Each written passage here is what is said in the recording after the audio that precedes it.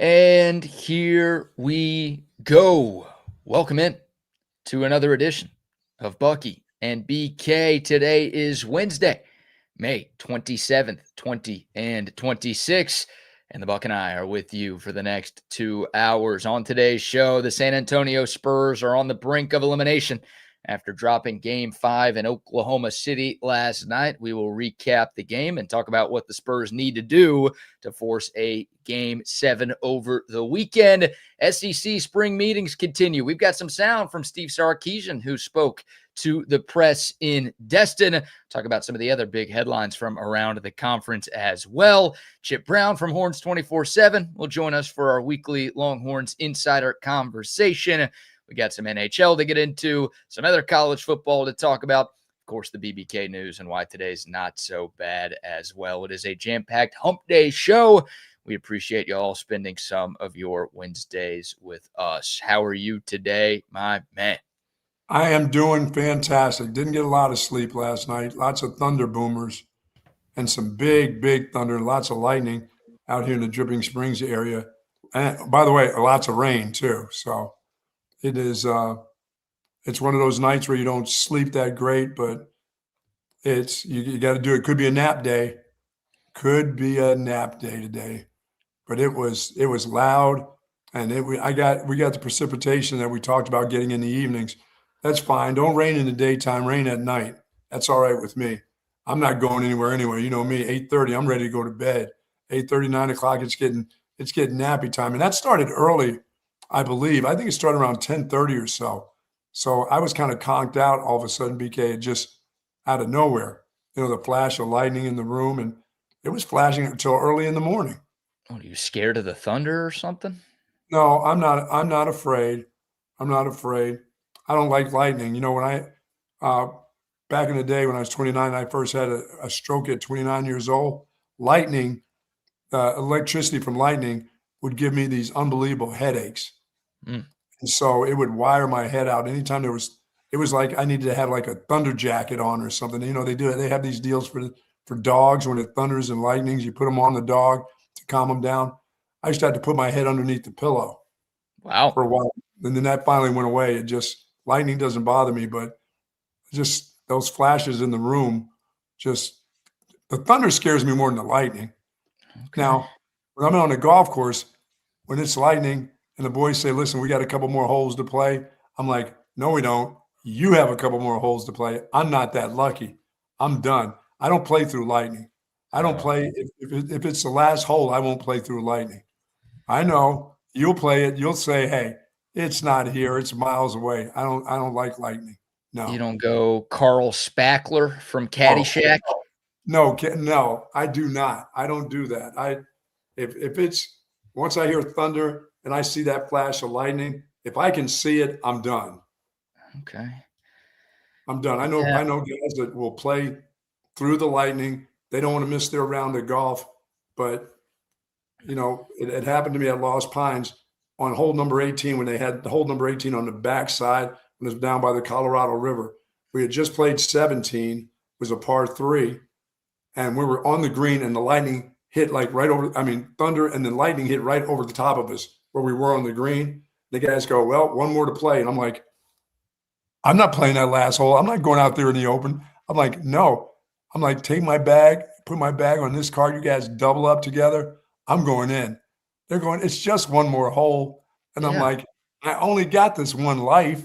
You were on 18 and you couldn't finish? I did not finish. Come on. I finished 17. I would not go out there and 18 with lightning over the top of me. No, did not do it, man. Did any of your boys get struck by lightning? No. Well, it sounds like you missed out on a free hole of golf right there. Yes, I did. I did not roll the dice. They rolled the dice. If I would have been along with them, the dice would have come up 7s. So no, snake. I'm like, no, I just don't do it. I don't play around with lightning. All right. I had my kids when we were at the University of Illinois. You know, we had a big picture window with a box seat up there where you could sit up and watch outside. Lightning hit a tree in front of the house and knocked them out of the window onto the floor. Good thing they were inside. Yeah. I'm like, dude, that's it. I don't I don't play around. It's like it comes to me, being God Bolt. It comes to me. You know what I'm saying? I don't. Oh, because your last name is what it is. Are you saying you control the lightning? No. I'm no weatherer, but I don't control the lightning. No, Oh, and I it's don't just want to attracted to you because you have Bolt in your name. That's possibly. hmm. Possibly. I just don't want you. I don't want to be around. I get indoors with it in a car. I just don't. I don't mess with it. I've been very, very fortunate not to be struck by lightning or been close enough to it. It's kind of powerful. It's kind of some powerful stuff. Yeah, I would argue, like, I guess we're all fortunate to not have been struck by lightning, but I don't think you're super fortunate because it's so unbelievably rare that someone gets struck that I think you're probably more fortunate for a lot of things in this life than that. Yeah, as much as I drive a car, You're right. my likelihood of dying in the car is more likely to happen than to walk out on the golf course with a whole handful of clubs walking down the fairway than when I do driving in a car on I-35. Yeah, exactly. That's way more dangerous these days. No doubt about it. Uh, Good morning to the soldiers. Good day to the soldiers at Fort Hood, Texas. The soldiers in the state of Texas and all those that fight for us each and every day. Thank you so much for what you do. We do appreciate what you do. We appreciate you and your families and what they're doing by sharing you with all of us. And do be safe out there. PETA should be very happy at me. I bypassed a snake crossing the road yesterday. Are they happy with me? Let's get to that story a little bit later. We got to dive into some sports conversation here. Yes. Maybe save that for the BBK news because I do want you to share an experience that you had on the road yesterday that you told me before we started this program. But yeah, well, share with me with what I did for the people in sports. You had a great night with your Gold Star locks. You had 250,000 units on Vegas in the NHL, closing out the Colorado Avalanche, and they did just that. They brought out the brooms. See ya, Avs. To win the Western Conference. And you also had 100,000 units on the Oklahoma City Thunder last night. And you're talking about being scared of the Thunder here. Well, the San Antonio Spurs looked a little scared of the Thunder north of the Red River last night as they dropped Game 5, 127 to 114 in OKC. The Thunder were down 2 starters. No Jalen Williams, no AJ Mitchell, and it was no problem. SGA had a big night, 32 points. Jared McCain stepped into the starting lineup. He had 20. Alex Caruso with another big game in this series. And San Antonio did not lead in the second half. Hard to win when you don't lead in the second half. Oklahoma City pushed the lead to as many as 20 midway through the third quarter. The Spurs cut it down to 8 a couple of different times. They fought back, but that was as close as they got. And it was the worst game of the series for the Spurs, and now they are on the brink of elimination, Buck. Yeah, I thought Wemby looked a little tired last night, and it's not like you're going to get a few days rest. I mean, you get one more day, and then you're right back at it. It's a lot. It's a lot for a guy offensively, defensively, and having to carry that load. And plus, first time going through this, a lot of guys, it takes a little time to get it done, even if you're a great player. And it's hard to do by yourself. I mean, you're looking for somebody to step up. Batman kind of needs a Robin, and they really haven't found one right now. And it's tough. And he looks tired. I mean, there's nothing wrong with that. I don't care what he does in the summer, how many monks he goes to visits and all that stuff. It's just, you just get tired. I mean, and they got guys that are wearing on him a little bit now, leaning on him a little bit. So we'll see if he can, bring it together because he has to score. He has to score a lot. He has to block a lot, BK, and he has to rebound a lot for this team to win. Yeah, he does. He needs to be the best player on the floor, and he was nowhere close to that last night. Here's Mitch Johnson, head coach of the San Antonio Spurs. He was asked post-game about Victor Wembanyama's performance. Wemby was just 4 of 15 from the floor, did have 20 points, but not an efficient 20 at all. No.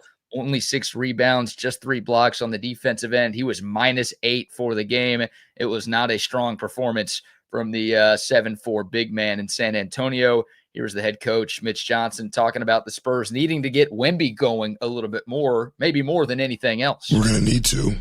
He's got to take more than 15 shots, even with the free throws. And, yeah, he's going to have to score more than 20 points for sure.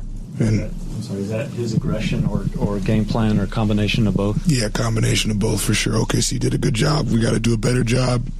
And that's, probably the easiest in terms of when you just surface level stuff that he'll definitely need to take more shots. But there's a lot of things all over the place where even when we had advantages and we just didn't make simple plays that take advantage of the opportunity in that possession.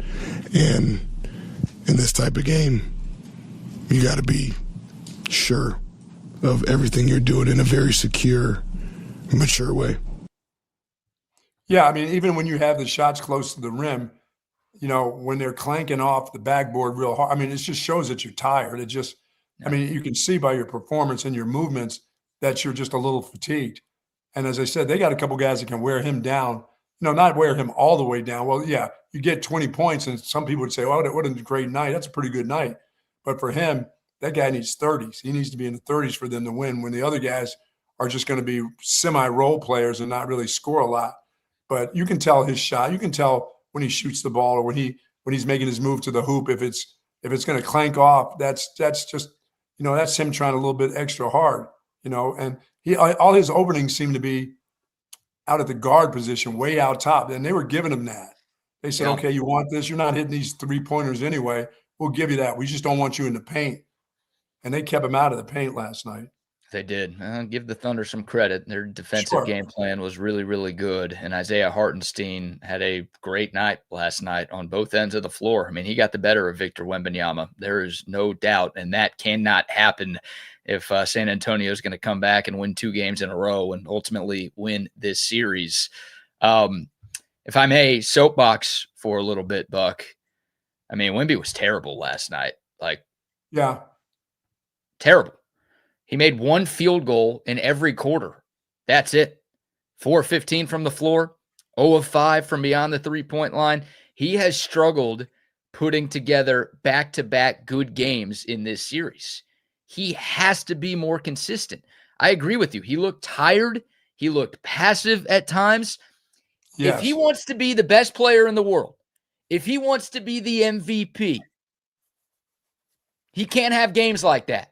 The best player in the world does not have games like that in the playoffs, okay? And Wemby's the guy who's like, I think I'm the best player in the world. I think I'm the MVP. If you're going to talk like that, you've got to back it up. That was the biggest game of his life last night, and he laid an absolute egg. He was horrible in that game. I mean, I don't care that he's young. I don't care that it's year 3, this, that, and the other. If he thinks he's the best player in the world, and there's a lot of folks out there who do feel like he is the best basketball player on planet Earth right now, he cannot do that. He looked like Victor Prescott or Victor Romo. He had a Cowboys playoff collapse yesterday. Yeah, there's no doubt. He got outplayed by Isaiah Hartenstein. I'm going to say that again. That guy's like the 6th or 7th best player on the Thunder at best, and he was significantly better than Victor Wembanyama was last night. And then you had that moment in the 3rd quarter where the Thunder were on a big run. San Antonio calls a timeout, and Wemby's like leading the huddle. He's yelling at all of his teammates on the bench, like, get it together, get it together. Dude, you got a mirror? Look in the mirror, dude. You were the worst player out there. You cost your team the game. It wasn't just him. You're right. Like, De'Aaron Fox wasn't good enough. Vassell was 2 for 11. Harper had maybe the worst game of his career. But it can't be all Robbins. If Batman doesn't show up, to use your analogy, now you're not going to beat a team as good as Oklahoma City. Well, no, he has to be that way for every game, as a matter of fact. It's not just, 2 games here or there or 1 or every other game or the game that he has to be good like that every time they don't have enough good play. They don't have a bench like the Thunder. The defending champs have role players that know their roles. They're good on offense and they're good on defense. They're two-way players on the other side. And they've got a bunch of two-way players. They got that dude Caruso's coming off. I mean, he's getting any shot he wants. Somebody has to cover that guy. Wemby can't cover that dude. Yeah, no, you're right. That's a matchup that isn't working at all. And Mitch Johnson has been a little slow to some adjustments throughout the course of this series. And that you just can't put Wemby on Caruso anymore because it's not working. Like, Caruso's too crafty. He's too smart. He knows where he's supposed to be.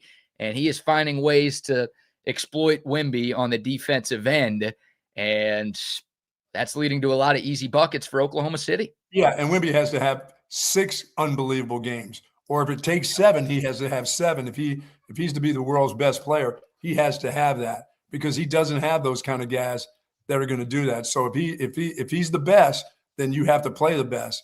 And no, you can get worn out, but you still got to give me 30 some points. You got to make some of these little shots that he had going to the basket. They can't be clanging off the backboard, Right. And you can't let them make you become a 7'4" guard. I mean, you got to get down in the paint. No matter how you get pushed around, you're bigger than everybody else. You're taller than everybody else. So you have to go down in there no matter what they do to you, and you have to make those shots. Those little bunnies that he had last night that he missed, you can't do that if you want to be the best. Yeah, I mean, there was just no aggression from Wemby, and he's the guy that sets the tone. Like he's got to start well for the other guys to play well. And I mean, game 4, he got off to that incredible start. He was super efficient. He set the tone for San Antonio, and everybody else followed. I mean, he doesn't need to go for 41 and 24 every night like he did in game 1, but he has to be more involved and more aggressive than what he was. We know 25 won't get it done. He's got to be. And again, it was 20 points. It was 4 of 15 shooting and 0 of 5 from beyond the 3-point line. Like he was getting taken out of his rhythm early and often. He was just a non-factor in the game yesterday. It's crazy. The coach saying he needs to take more shots. I'm like, he does? He's not, coach. That dude's not making them. He needs to take closer shots. Well, yeah, he's got to be more aggressive and take better shots. But I mean, look, if you're a superstar player like SGA last night had 19 field goal attempts, he wasn't super efficient from the floor. I mean, I think the Spurs need Wemby to shoot at least 20 times per game. I really do. Yes. I mean, there's 2 games the Spurs have won in this series. Game 1, he had 25 field goal attempts. Game 4, he had 22 field goal attempts. Yes. The other 3, he hasn't gotten over 16. So it's not just that number, but like that guy, again, when you're the superstar player, you need to take over. You got to err on the side of being a little selfish. And you can't be that lethargic that I'm good. He was a passenger in the game yesterday. It's embarrassing. For sure. Here's Victor Wembanyama after the game talking about what went wrong for him in game 5.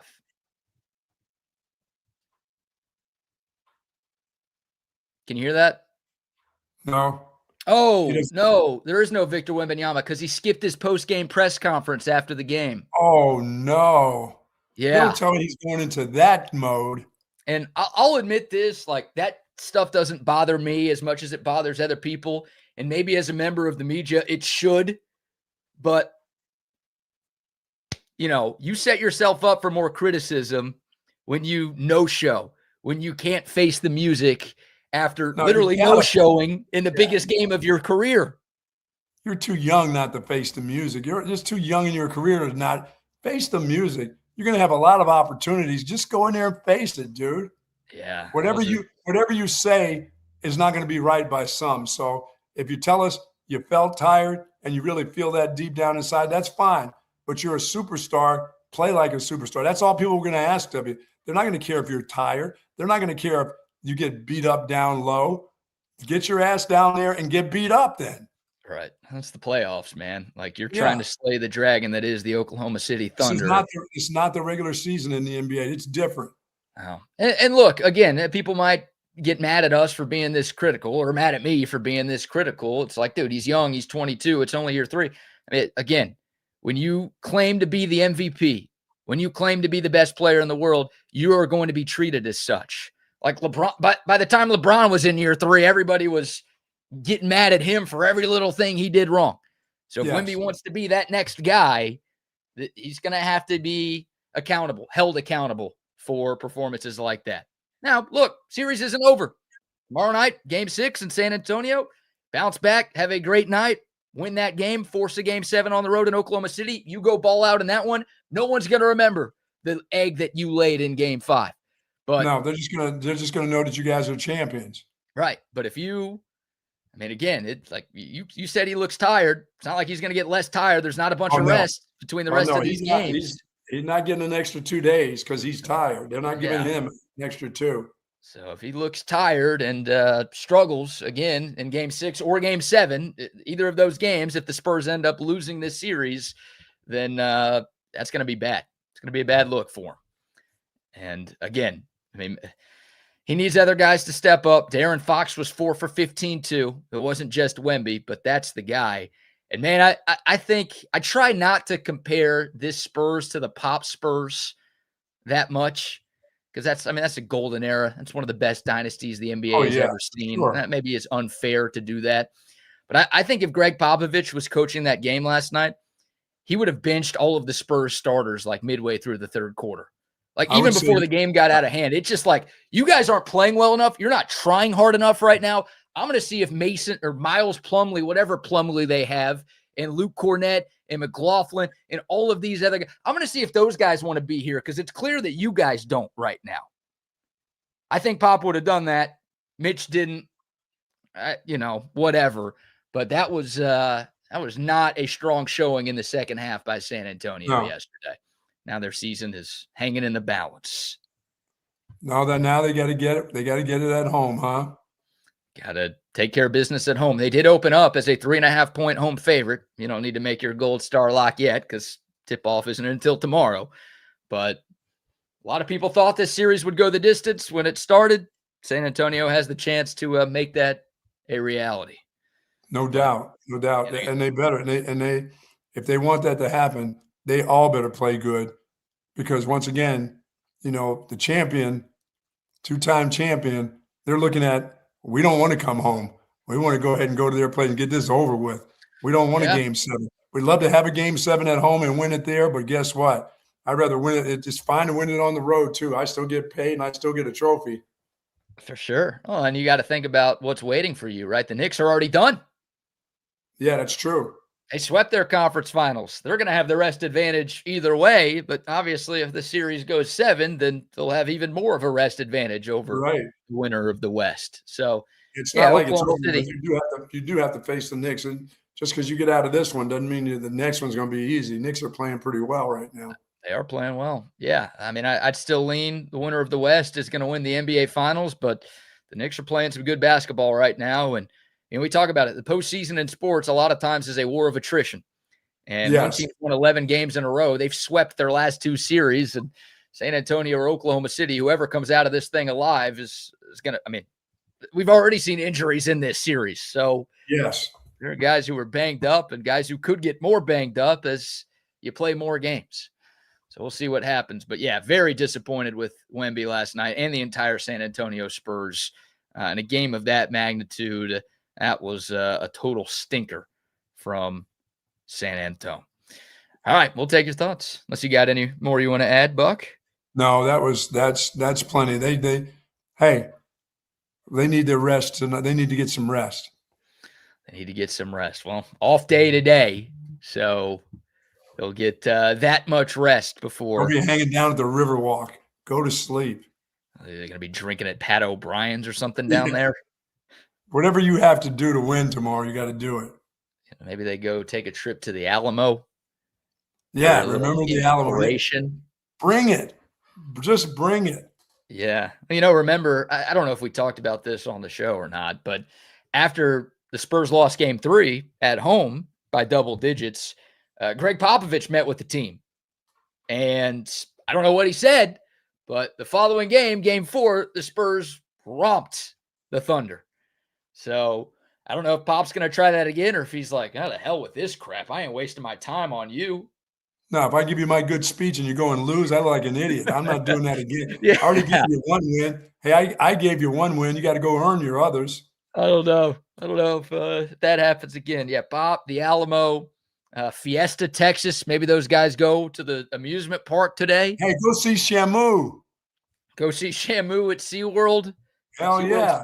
SeaWorld's still around. Yeah, go see Shamu. Go say hello to Shamu. Maybe you need that. Shamu, ShamWow, Landry Shamit, whatever. I don't care. Go see somebody and wipe that stink off your breath. Boy, that was stink last night. It was. It was, man. It was not good. All right, the Dakota text line, 512-222-9328. The YouTube, Facebook, Twitter, and Twitch live chats are rocking and rolling as well. We'll get to some sound from Steve Sarkisian, who held a press conference yesterday at the SEC spring meetings in Destin, Florida. before we let you hear from the head coach of the Texas Longhorns, how about our first round of sponsor shout-outs? Folks, our friends at Relax the Back embrace a holistic approach for a healthier lifestyle based on 35 years of proven expertise. Heal and recover, work smarter, sleep reimagined, and live pain-free. 2 locations, the Hill Country Galleria right across the street from Whole Foods, and in North Austin at the Gateway Shopping Center, of course, across from the Container Store. Live pain-free like the Buck at Relax the Back. Don't forget, Memorial Day sales still going on at Relax the Back. Savings on just about everything in the store. Once again, the 2 locations, go check it out, the Hill Country Galleria and in North Austin at the Gateway Shopping Center. I love Relax the Back. I had my vibrating ball on this morning on my back. Felt absolutely fine. Using the vibrator in the morning, huh? Early in the morning, got that vibrator going, brother. I like that. Good for you, man. I'm glad you're having a good day so far. Hey, big smile on my face with the vibrating ball. That's why you're so happy right now. I understand. I like it. Love Relax the Back. Yep, as the Buck said, the Memorial Day sale continues throughout the course of the week. I'm looking at their website right now. They've got some great prices on mattresses, on chairs, on tools, accessories, everything the Buck just talked about. Go to relaxtheback.com to shop online.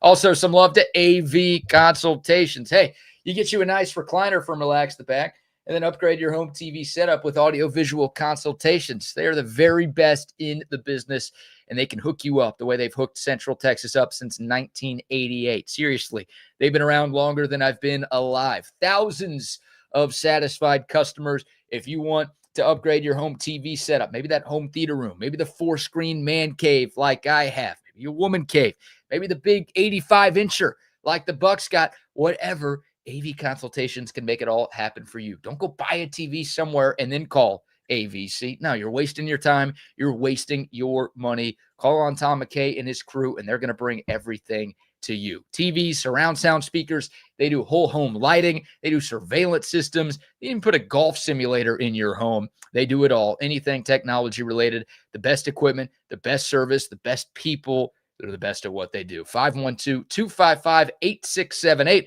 Or you can find them online at avconsultations.com. Now, friends at Woods Comfort Systems, they're coming today. I get my checkup, get my summertime checkup from the guys at Woods Comfort Systems. You know, I've got my time slot right around noon time, and they're generally on time. So I'm looking forward to making sure my air conditioning is going to be working properly because the heat will soon be on, folks. After all this rain, this humidity is going to come seeping up, and you want everything to be working properly, and especially your air conditioner in the state of Texas. Now, they've been doing air conditioning and heating for close to 70 years in Central Texas. Trust them to do plumbing. If you got a problem with that rain last night and something has screwed up and your plumbing isn't correct, call on Woods Comfort Systems. They'll get that done also. They are trusted by so many people in Central Texas. I said 70 years, nobody does it better. No, they don't. WoodsComfortSystems.com, 512-842-5066 is the number to call. And also some love to our friends at Centex Tickets. We're just a couple of days away from the Austin Regional. We're one day away from the Women's College World Series getting going in Oklahoma City. If you want a road trip to watch the Longhorn softball team, get your tickets to the games at CentexTickets.com. Of course, if you're trying to catch a baseball game at the Dish this weekend, Centex Tickets has you covered. It's not just Texas. It's Austin FC. It's events out at Coda. It's concerts. It's Broadway shows. It's festivals. Hey, Game 6 in San Antonio. You want to be there in the Alamo City? Get your tickets at CentexTickets.com. Don't forget to use our exclusive promo code CENTEX10. If you type that in at checkout, you're going to get 10% off of any ticket purchase from our great friends at CentexTickets.com. All right, what was, before we let you hear from Steve Sarkisian, you mentioned some sort of story about you and a snake. What happened here? As I was coming to my house yesterday, that rained the night before, a little bit of rain. This snake is starting to cross the road, and it's the weirdest thing. I'm driving. You know how I am with the little ducks. I don't want to run over the ducks. Don't want to run over the little ducklets or whatever they're called, a little gaggle of geese or whatever it is. Yeah. So I'm driving, and BK, the snake is like halfway across the road, and it's going really, really slow. I mean, and the road is hot. It was hot yesterday. The sun was hot. And so I could have driven right over the snake. I went around the snake, but I wanted to come back. So I turned back around because I wanted to see what kind of snake it was. And then it must have got off that cement so quick. And I did a quick turn to come back. That dude was gone. And so I'm looking all, me, I'm like looking all over the place. I pull over to the side. I'm like, where the hell is it? Because it was big. It was really, it was a dark, it wasn't a rattler. And it wasn't a copperhead. This snake was big. It must have been like a rat snake, big rat snake. But I want PETA to, I want to be commended, and I would like to have a ribbon or something that I didn't just run this snake smooth over, because it was a snake of some sort. But I went around it.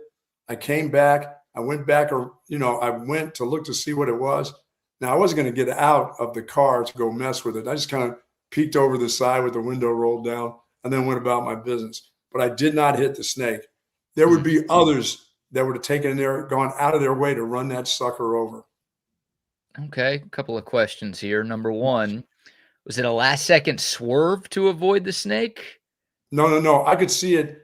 It looked like, I saw this thing kind of poking out, about a foot out from the side of the road. I'm very aware. I'm a professional driver, so I'm very aware of my surroundings. Sure. So I see this thing sticking out. I'm thinking, it could be, it could be a stick, could be, I don't know, some empty 32-ounce bottle. I don't want to hit this thing and rip up my tires. And so it looks like it's looking both ways, like a kid crossing the road. And I'm like, oh my God, it's a snake. And so it just gets out a little bit more, but I just slowly go around it. Okay. And it was long and it was thick too. So it must have been, for all you people that know all these different types of snake, bull snake, rat snake, just looking for a meal along the side of the road. But I think I should be commended for not running the snake over. Now, I know what some of you people would have done. Yeah, I probably would have run it over. Yeah, I just remember a story by my old buddy, the same buddy that told me the story of licking your chicken, that he met a guy that said, hey, don't count your chickens, but this Asian guy said, don't be licking your chicken. Yeah. You got a kick out of it. Well, the same guy told me the story that he's driving down the road and he looks up out of his windshield, and a snake comes popping out like where the windshield wipers would be. And it's up on his windshield as he's driving BK on the highway. And he said he freaked out. He slams on the brake, pulls over to the side. He gets out, he opens up the hood, he gets back in and gets ready to go again. And the snake comes back up. It's on the windshield again. And he's like, he pulls over again. It came up through where the hood, between the hood and the windshield. Oh, no. He said he pulled over again, and the snake drops out of the bottom and just takes off. And I said, that I don't know what I would do with that. I would have killed somebody. I would have collided into anything. I would have pulled over in the ditch and run myself off. So he's just driving, and then all of a sudden, like out of the hood of his car pops a snake? Yeah, and it's just like sitting up on the windshield, just like looking in at him. Oh my God. No, yep. dude. You said I'm not one of those guys who's like terrified of snakes, but that is pretty terrifying right there. That you would have sold you said you would have sold the car? Yeah, I don't know. I mean, I definitely. So he saw the snake fall out of the bottom of the car, right? Yeah. So When he pulled over the second time, you saw it fall out and just slither away. Still, I would not open the hood of my car again unless I had a gun with me, or unless I had like 6 other people who could have gotten bit first. Yeah, I don't know. I don't know if it was what kind of viper this thing was, but yes, I expect a ribbon from somebody from PETA. You expect a ribbon? I should get something for being a caretaker of the land, Just go eat a Hat Creek burger today and call that your win. Oh, no, they'll still be pissed for that, won't they? Yeah, but you saved one animal. Now you're eating another animal. So Thank you very much. It's an even trade right there. An eye for an eye, if you will. Yeah, this snake, so people that know, this was not a rattlesnake. It wasn't. I know what a copperhead looks like. I know what, garter snakes look like. I know what those weird, red and yellow kill a fellow snakes look like. But this thing was big and thick. Mm-hmm. That dude was looking, I don't know if he's looking for one of my cats. I don't know what the hell he was looking for. But I went around it. I don't want, and you know what I thought of too? I thought of my buddy. I don't want that snake jumping up underneath my car and coming up on the windshield. You saw a big, thick snake on the side of the road, huh? Yes. Trying to hitch a ride. By the way, folks, they're out right now. And after this rain, they're really going to be out. The snakes? Oh, yeah, they'll come out of their holes. This water will force them out, force them to some sunshine. So when in doubt, wear gloves, wear long pants, and, hey, don't be reaching in your pots. If you're gardening like me, don't be reaching under stuff. Make sure you got a little rake. They make little kitty rakes. Get a rake and do all that before you start sticking your hands in this stuff. Right. As they say, turn around, don't get bit. I think that's Yeah, turn around, don't get bit. I mean, I heard about, it's probably 10 years ago, I tell the story every year, a lady who stuck her hand in a pot at Home Depot and got bit by a rattlesnake. At Home Depot? Well, yeah, I mean, it's not like they can lock up everything. They have the gardening section, so, there's holes where things can come in. And this dude placed himself underneath one of the pots, and she stuck her hand. I said, if I get bit by it's going to be Bucky Depot. If I get bit by a snake at Home Depot, it won't be Home Depot. It's Buck Depot from that point on. I was going to say, everybody. Did she not sue? I would have sued there. I don't know. Maybe she did, but she got bit there for sure. Buck Depot. If only. So please be careful out there. A lot of people out moving stuff around now. You think it's, you got a little precipitation, a little water out there. You can go do a bunch of gardening. Be careful out there in those gardens. They're looking for a place with this heat, they're looking for a spot to sit around in. Don't let that spot be your spot. Make sure you move things around first. A tip for adults in the garden. Yes. Yeah, adults are kind of silly because I was silly for a lot of years, just taking a gloved hand and putting it, in pots and moving stuff around. Man, oh man. Some of that stuff blends. Some of those little creatures blend really well into the leaves and stuff underneath the pots. I think you are still pretty silly because you're a straight guy who gardens. So I think that silliness hasn't completely left you, my friend. No. All right, let's get to a little sound from Steve Sarkisian, who held a short press conference in Destin yesterday at the site of the SEC spring meetings. Sark met with the media for about 15 minutes. Then he had a separate breakout session, but we've got some sound from his official, if you will, press conference down there. And Buck, he was only asked one question about his team. He was asked 0 questions about Arch Manning. What a difference a year makes. I mean, even 2 years ago when we knew Arch Manning wasn't the starting quarterback, it felt like every question that Sark would get asked throughout the offseason was, what's the deal with Arch? Is he going to play? Is he not going to play? Is he going to transfer? How does he look? This, that, and the other.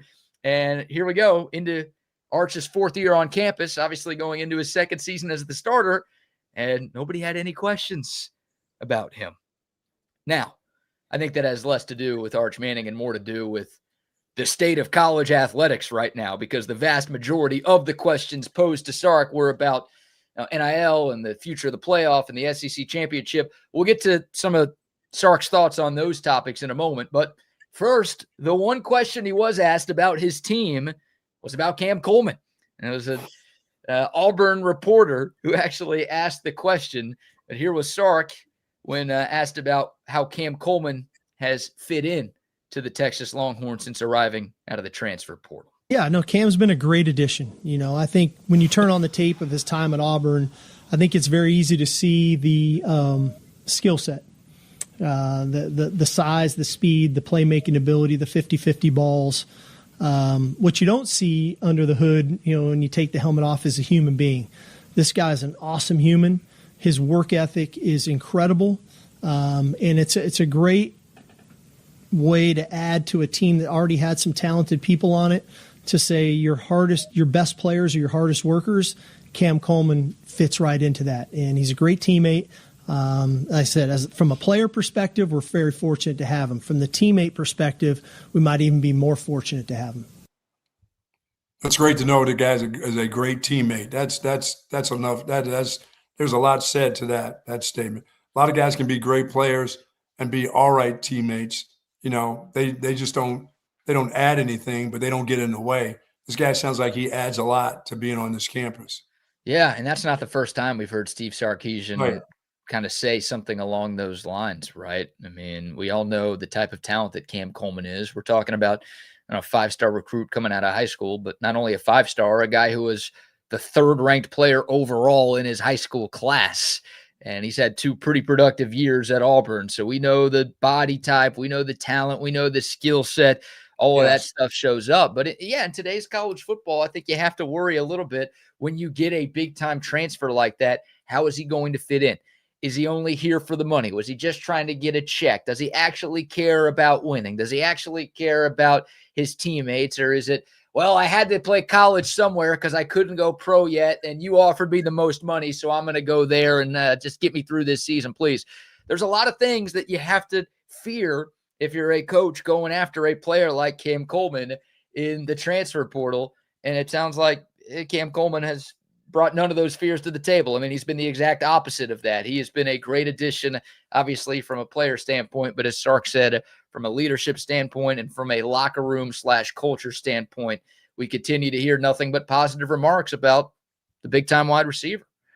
Yeah, and of course, for Cam Coleman, it's not like, I mean, yeah, I could have gone places and made a lot of money. I had to think this out. Where would I want to be? What type of offense do I want to be around? What kind of quarterback do I want? I haven't had a quarterback since I came on Auburn's campus. Where am I going to go now? Just go for the money?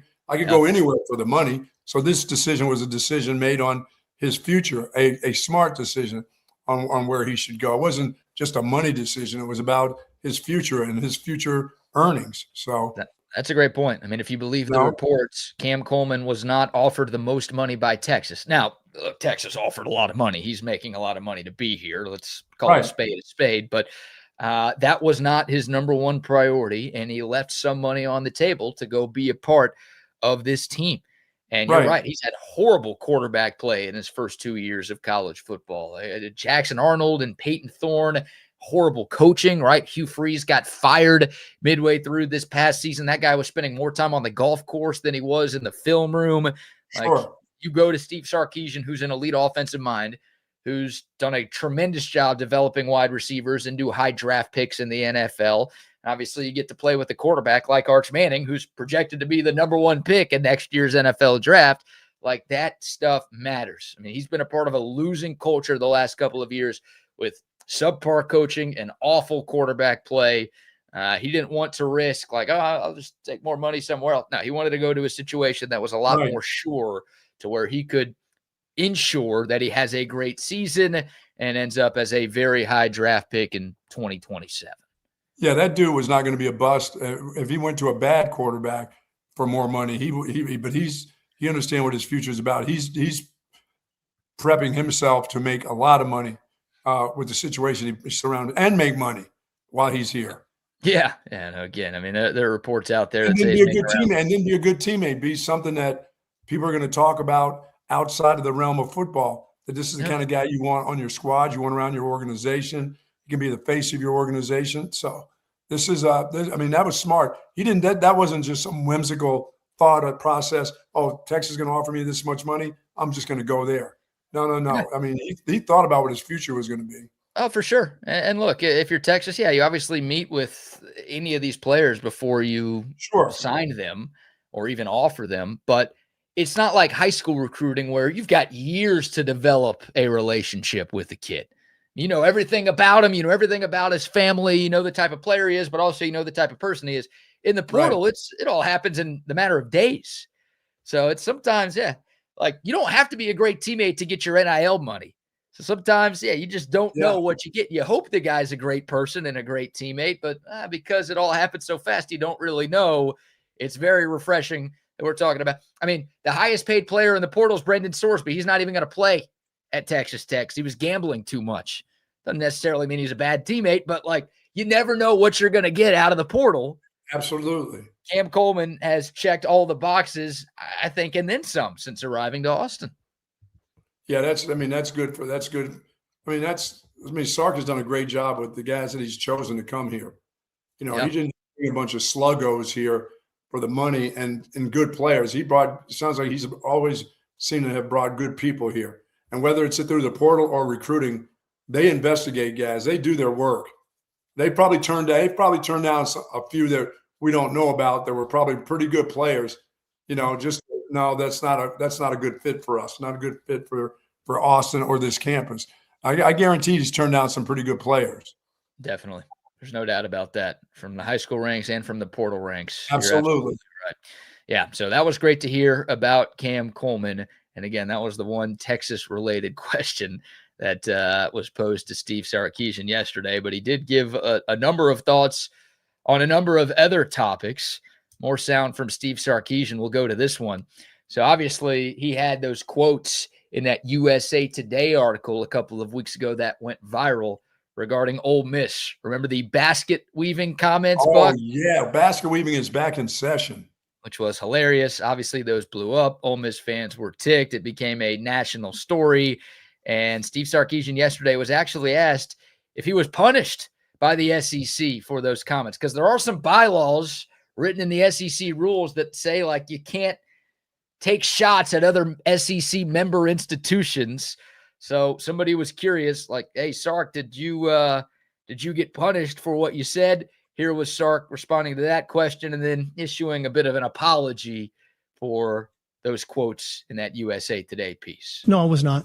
And again, I think some of those comments were, I hate to say, taken out of context. I was talking about the inequities in college athletics.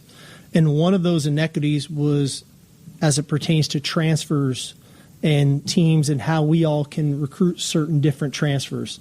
We have a rule at the University of Texas. We can only take 50% of towards your degree, no matter how many hours you've completed.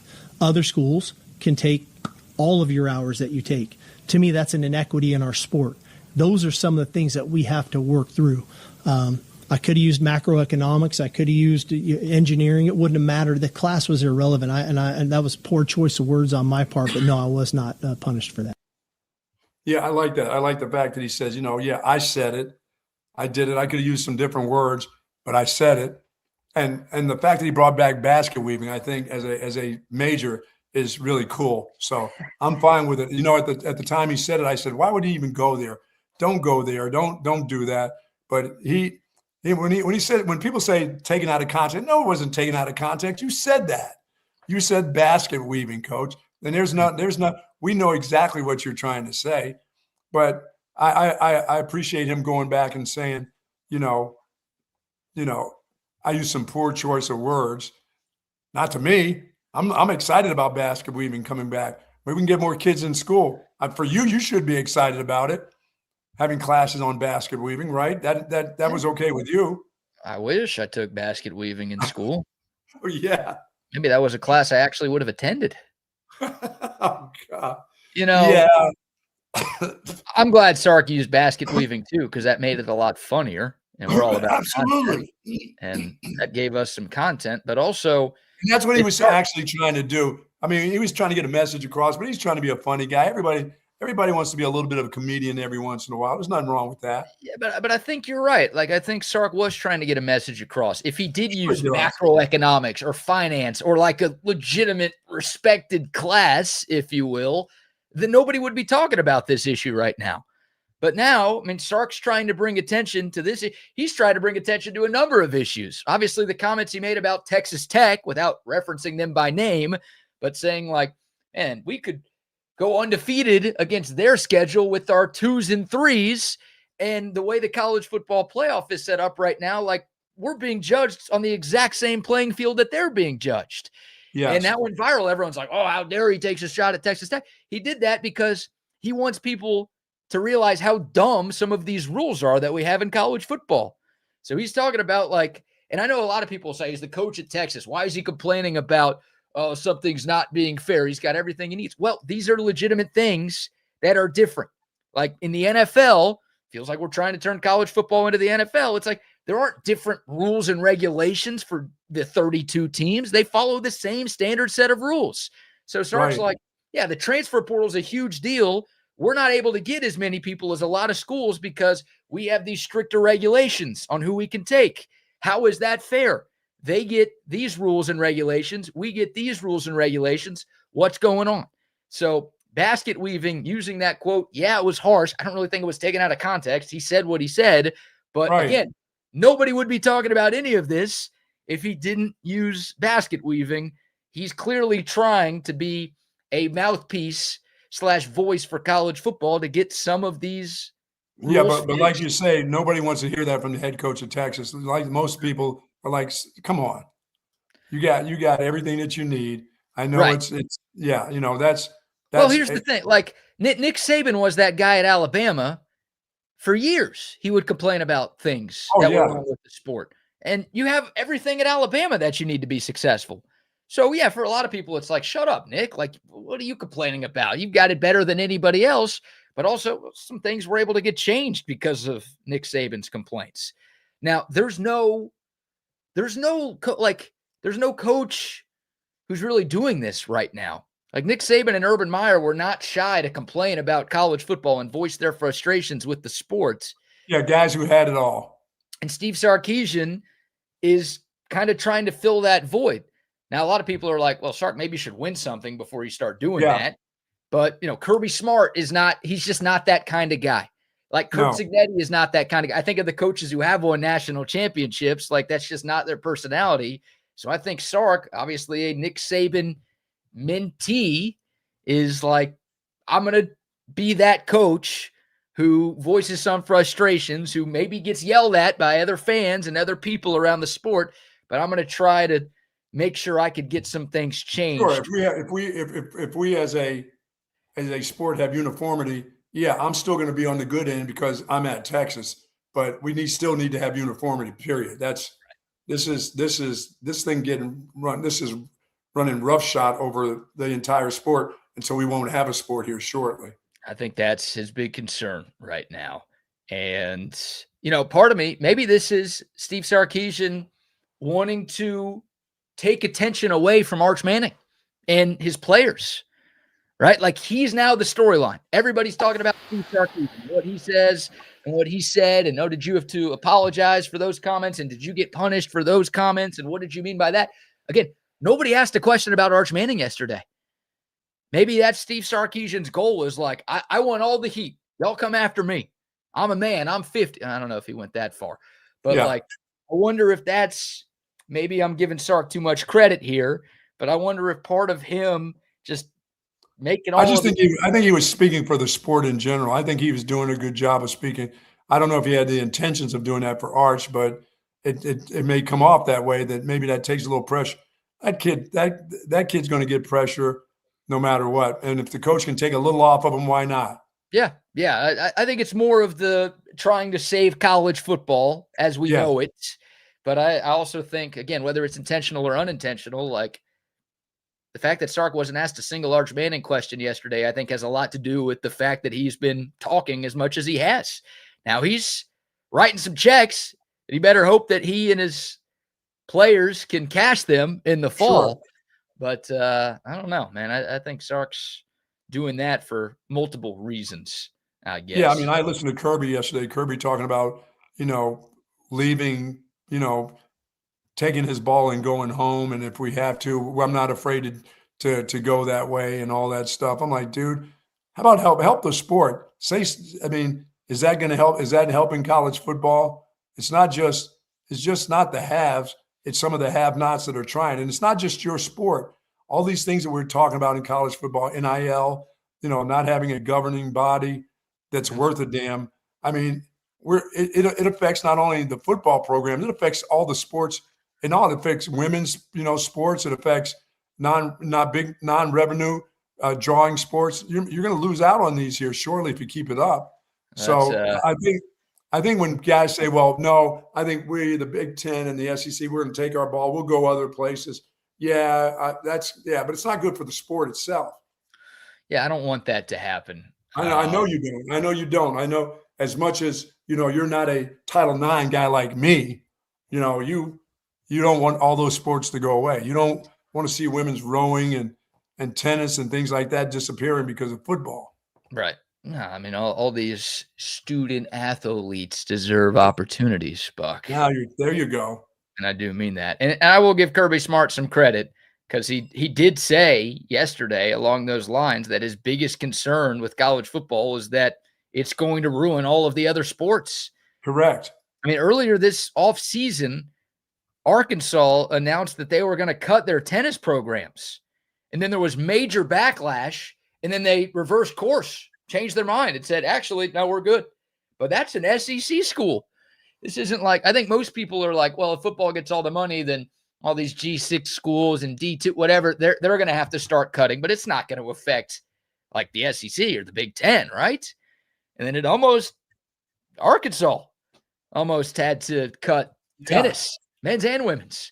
So, yeah, that's something that would be a disaster, I think. Whether you care as much about those sports as you do football, I understand that the majority of people don't.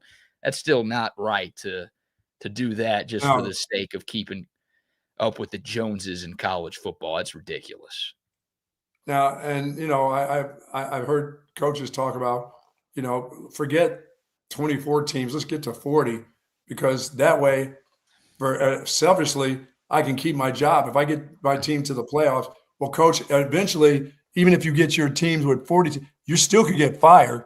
You go out in the first, he said, well, I got a better chance of keeping my job if I make it to the playoffs with 40 teams.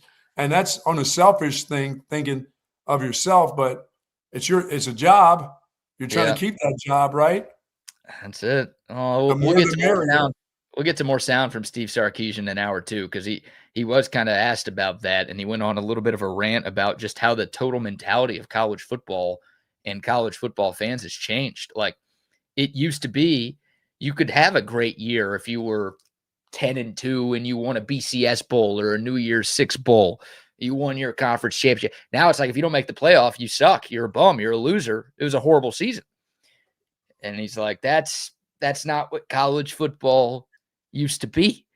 So, I mean, he brought up James Franklin too, like not by name, but he's like, there was a coach that made the semifinal 2 years ago, and by game 5, he was already fired. Like, what are we doing here? Yeah. I the more I listen to it, the more I keep it at 12 and 16. I could care less about it. The more isn't the merrier to me. It's just, I know the more what it's all about is the money. And if it's going to work out and people are going to get big pieces of the pie, that's fine. But I want Saturdays to mean something in college football. I don't want it just to be at the end of the year, let's get the tournament started. Let's get into a national championship. I think college football on Saturdays is just so cool. It's just different, and you start losing what it means, and you get a bunch of 8 and 4s in, because you got 40. I don't want a bunch of 8 and 4 teams that I know that you have a feeling as a fan, and that team is not winning a national championship at 8 and 4. You're not caring much about the season. I want the season to matter. I want every Saturday to matter. Well said. Agreed. 100%. And you're almost turning into college basketball, where it's like, people don't care until the tournament. You risk turning into that if you keep adding more teams to the college football playoff. And that's not how college football Saturdays is. It never was, and it shouldn't turn into that. That's always been the beauty of college football. That's been a separator between that and other sports, is every game matters. In other sports, baseball, you can lose a ton of games and still make the playoffs and win a World Series. The NFL, you can lose a number of games and still make the playoffs and win a Super Bowl. In college football, it used to be, and if you lose once, your season might be done. And then it turned into you lose twice and your season might be done. Now it's 3 times, and we're talking about maybe going to 4 or 5 losses. And every Saturday should matter. College football fans deserve that their Saturdays mean something, not like, let's wait till the end of let's get these 7 and 5 and 8 and 4 teams. Let's make it 40 or 50 teams so we can get them all in there and see some really bad, crappy football during this tournament time. But hey, there's a lot of money every Saturday. Something's going on. No, a Saturday during the regular season should mean something for college fans. And I think it does. I agree. All right. Before we chop it up with our guy, Chip Brown from horns247.com, Buck, how about a quick round of sponsor shout outs? Folks, if you're seeking that special patient-focused orthopedic care, contact the experts at Texas Orthopedics. Their physicians offer comprehensive surgical and non-surgical orthopedic care. For Chip with the bad wrist or Buck with the bad knee, they offer that for you too. But it's surgical and non-surgical orthopedic care, spinal care, sports medicine, trauma care, joint replacement, and more. Dr. Danny, Dr. Stockton, dedicated orthopedic surgeons there. Their goal is to get you right back into good health, the great quality of life that you deserve.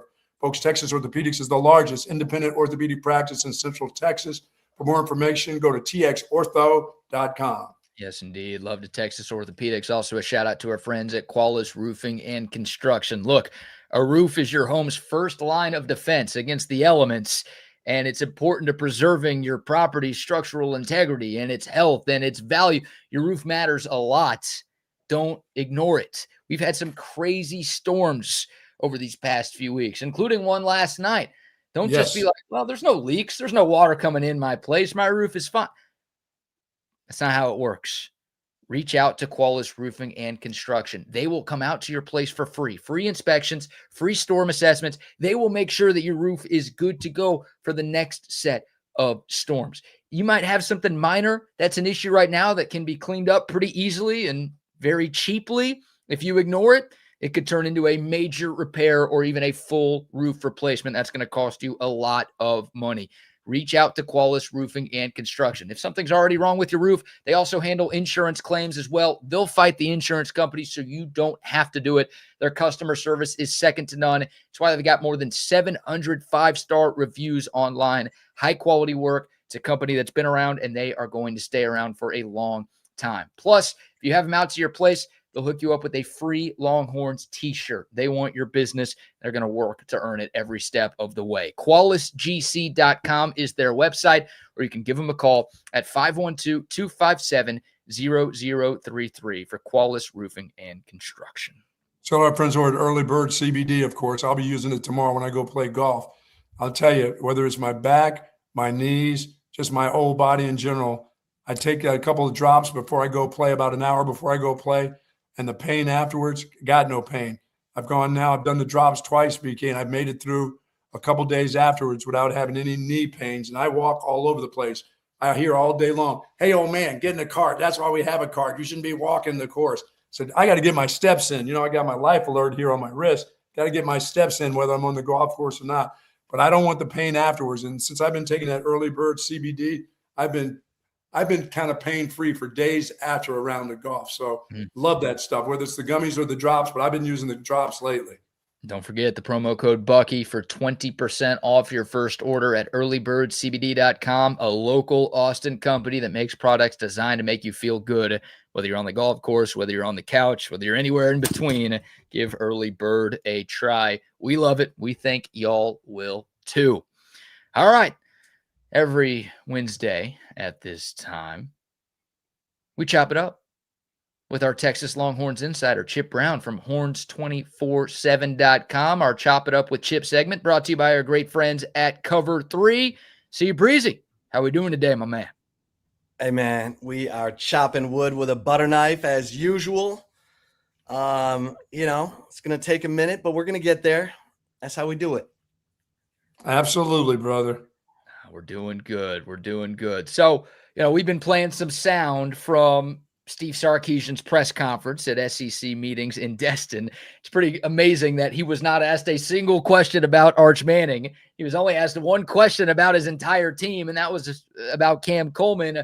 I guess your thoughts, maybe your biggest takeaways on everything that Steve Sarkisian had to say in Destin yesterday. Yeah, what a mess this college football playoff conversation is, Wow. What a mess. But that's, college football's always been messy. I always say that. I mean, heck, sports writers used to pick the national champion. But this is wild to have these conferences. So, well, really, it comes down to whether the SEC and the Big Ten can get along in their ideology, because the other Power 4 conferences ceded more power to the SEC and Big Ten a couple of years ago. So, yeah, I mean, I think Steve Sarkisian is like a lot of folks. He's got his opinion, but he's waiting to see what the consensus is going to be. Sounds like if we don't have consensus, we're going to stay at 12.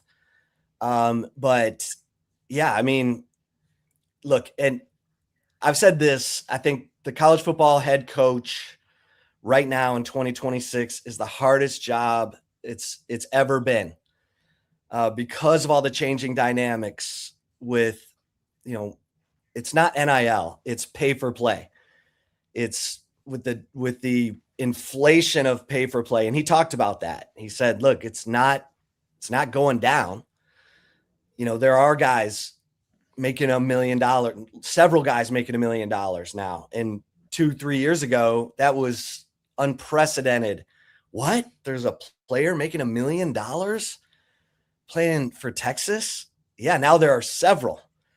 And it is, fortunately, Texas has donors who are willing to, pony up that kind of money. I always wonder what their wives think about that kind of thing. Like, wait a minute. You just gave $10 million to pay for 5 football players who could leave the next year. That's $10 million that could have, been generational wealth for our grandchildren. And look, they have a different level of money. I get it.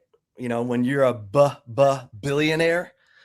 But it's wild. Now we're talking about the non-rev sports, softball, tennis, golf, where kids are making good money from pay for play.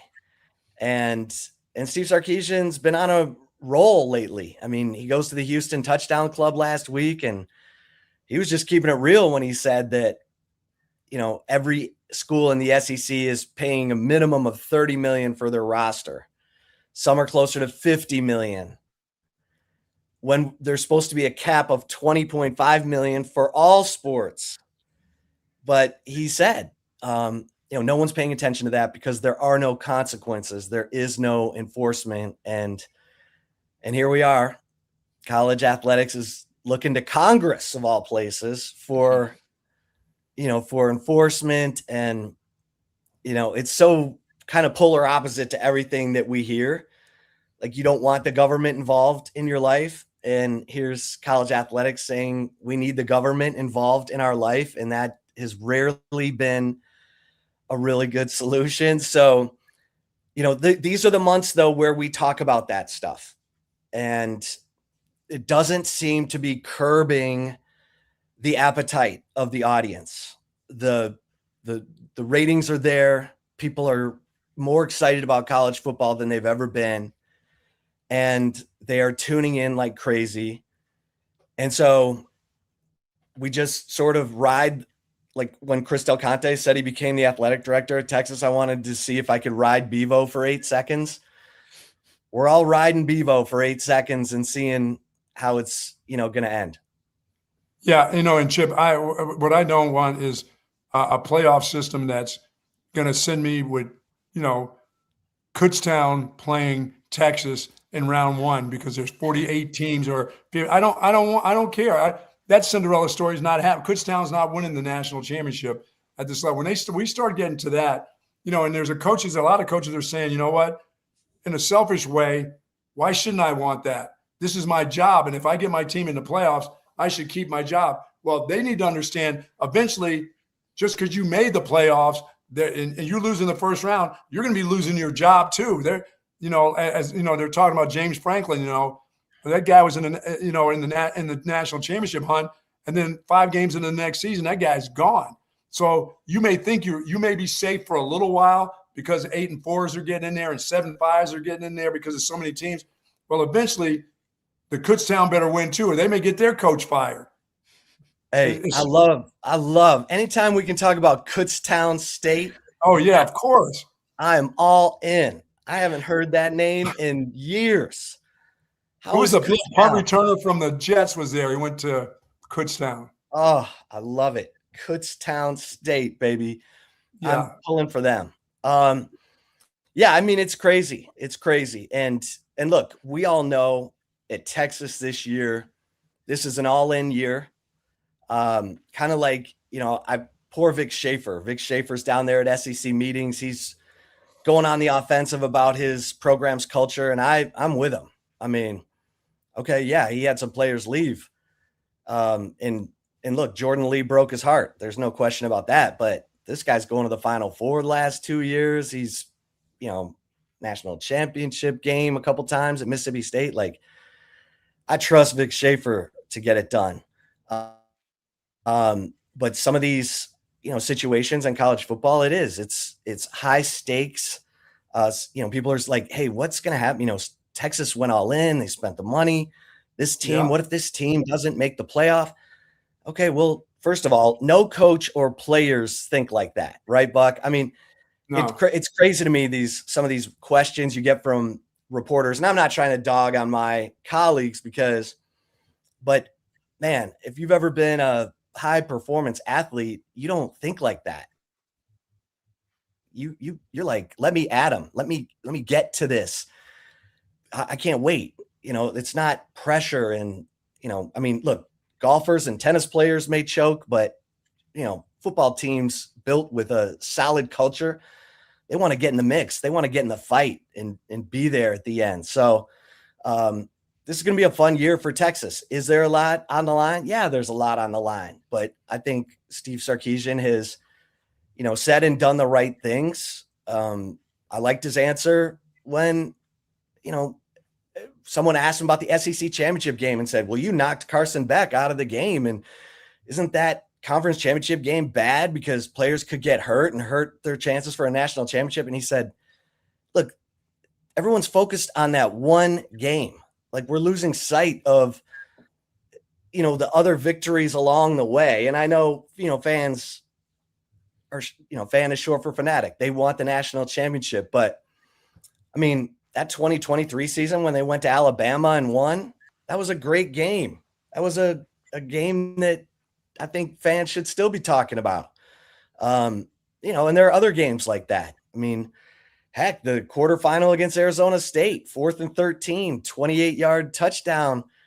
That was just to extend the game to a second overtime from Quinn Ewers to Matt Golden. So, it is important to enjoy and savor each step of the way here. And I'm as fascinated as anybody about how this story is going to end. How are we going to, are we going to get away from the conference commissioners and get to a college football commissioner? The sad thing is no one wants that job.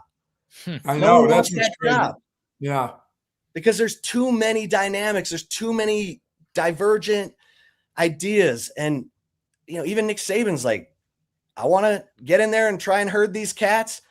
I'm going to go sit on my boat and wait for college game day next season. I mean, it's a lot. Yeah. And Chip, I think it's sad for the people that they don't think that are important people are the fans. And I think college football should matter on a Saturday. It shouldn't be just down to tournament time. Like I said, 7 and 5s and 8 and 4s. I don't want to see a bunch of those in there. I think every Saturday should matter. And college football is different because of those Saturdays.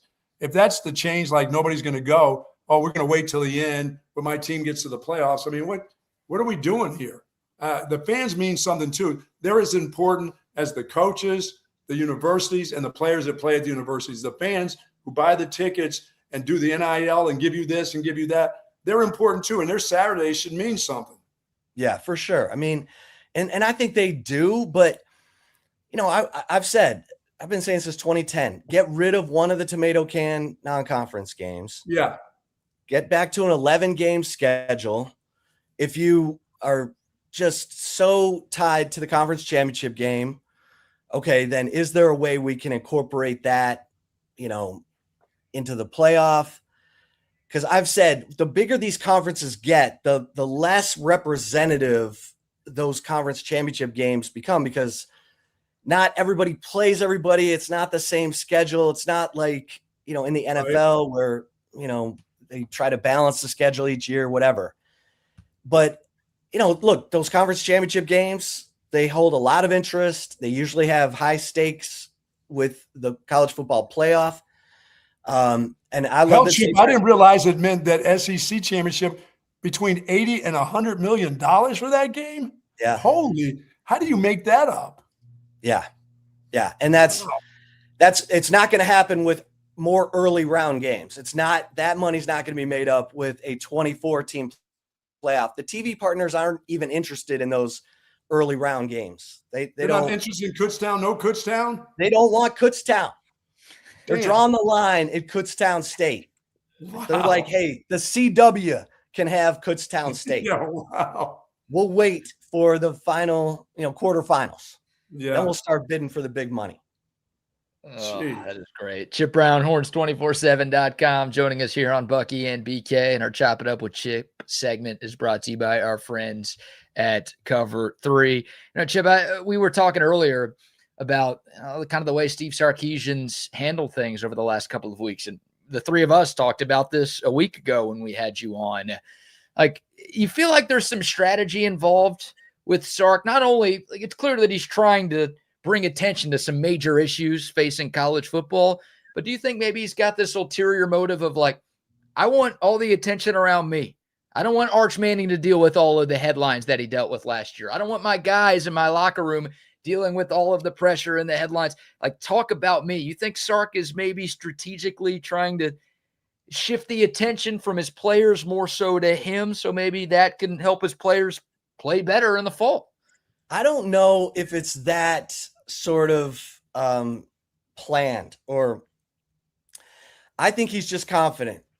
I think he's confident that he has Will Muschamp as his defensive coordinator. I think he's confident that he brought in the explosive playmakers that he brought in the offseason. I think he's confident that Arch Manning is a different player than he was a year ago. I think he's confident that Cam Coleman is a true alpha and maybe makes Ryan Wingo the best number 2 receiver in the country. I think he knows he's got depth at the slot receiver. I think he loves his running back room. I think he's just confident. So you're seeing a little bit more of the Sark that you would see on the golf course, talking to his buddies, and that's refreshing because he is a confident guy. And that is, my man, Eric Henry over at Horns 24/7 wrote about this. He's like, that's who Steve Sarkisian is. If you're just hanging out with Steve Sarkisian, that's who he is. And so I think that's what we're seeing from him. I think you're seeing a confident guy who's speaking his mind a little bit. And look, I'm sure he is tired and exhausted by all of the different dynamics that are weighing down on college coaches these days. But at the end of the day, I think he is a confident guy, and I think he really likes his team going into this year. There you go. Chip Brown, horns247.com, joining us here. All right, shifting from Texas football to Texas softball. Speaking of confidence, if you're a Longhorn softball fan, how can you not be confident in this team with what they've shown since the postseason began? What an epic super regional comeback to beat Arizona State. The Longhorns back in the Women's College World Series for the 3rd consecutive year. Oklahoma not a part of things, which I think has every Texas fan feeling pretty good about the Longhorns' chances in OKC. Just your thoughts on what you saw last weekend, and how do you think the Horns stack up as they take their talents to the Women's College World Series starting tomorrow? Well, first of all, I think we've learned now that the super regional ticket for Texas softball is like the most valuable ticket there is, because the last 3 years, Texas has been on the brink of disaster, and they've come back and won. It was Texas A&M, 3 years ago, Clemson, 2 runners on second and third, no outs, bottom of the 8th. They're 40 feet away or however long it is from eliminating Texas. Tegan Kavan pitches her way out of that jam and they win. Victoria Hunter, pinch hit, 2-run home run in the 6th to deliver the win over Arizona State in game 2 after they get just dominated. Texas got dominated in game 1 by Arizona State.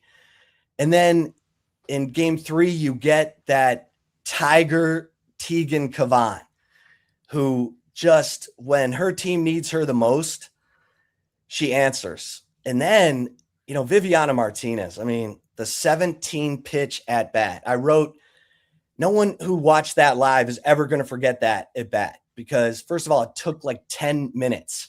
Yeah. At one point she fouled off 8 straight pitches. And this is against the pitcher who's number 4 in the nation in strikeouts. Like, Kenzie Brown is no scrub. She was an All-American by Softball America, not Tegan Kavan.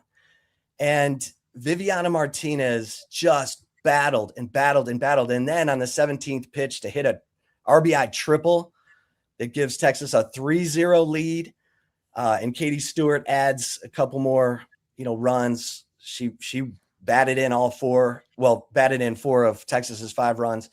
Yeah. I mean, Texas just finds a way. And now they're where they, are truly defending national champs. Like when they walk into Oklahoma City, that's when it really resonates. And so they've got, Caden Henry's playing great, Tegan Cavan, Katie Stewart, Viviana Martinez. If they could get, my girl Leanne Good, who's played so well all year, but I think she's 1-17 in her last 17 at bats. If they could just get her going, because that was the thing about Arizona State. They hit well throughout their entire lineup, and they showed that in game 1. Texas didn't. They ended up getting a couple of hits, Kaya Altmaier and even JC Nichols had a hit that allowed her to score a run. Because it's been a little bit like, Mike White said it. He said, it's like Forrest Gump, a box of chocolates. I don't know what I'm going to get at times with this team, but man, they keep finding a way. And how can you not be drawn to that? And one thing about Katie Stewart, she is such a better hitter right now than she was even at the beginning of the year. She knows what she's looking for. She knows, how to go after pitches earlier in the count as opposed to getting behind and then having to face all the off-speed stuff. And so Katie Stewart, I know a lot of people were like, wait, she's the SEC Player of the Year. What about Kendall Wells at OU? Blah, blah, blah. No, Katie Stewart, she was the SEC Player of the Year for a reason, and she's showing it now. Well, Kendall Wells can buy a ticket to watch Katie Stewart play this week if she would like. OU ain't in this thing.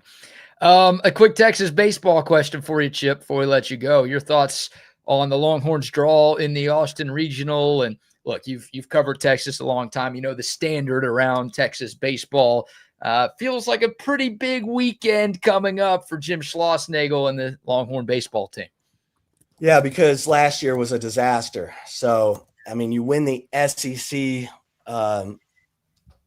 regular season championship, and then you do your little flame out in the SEC tournament.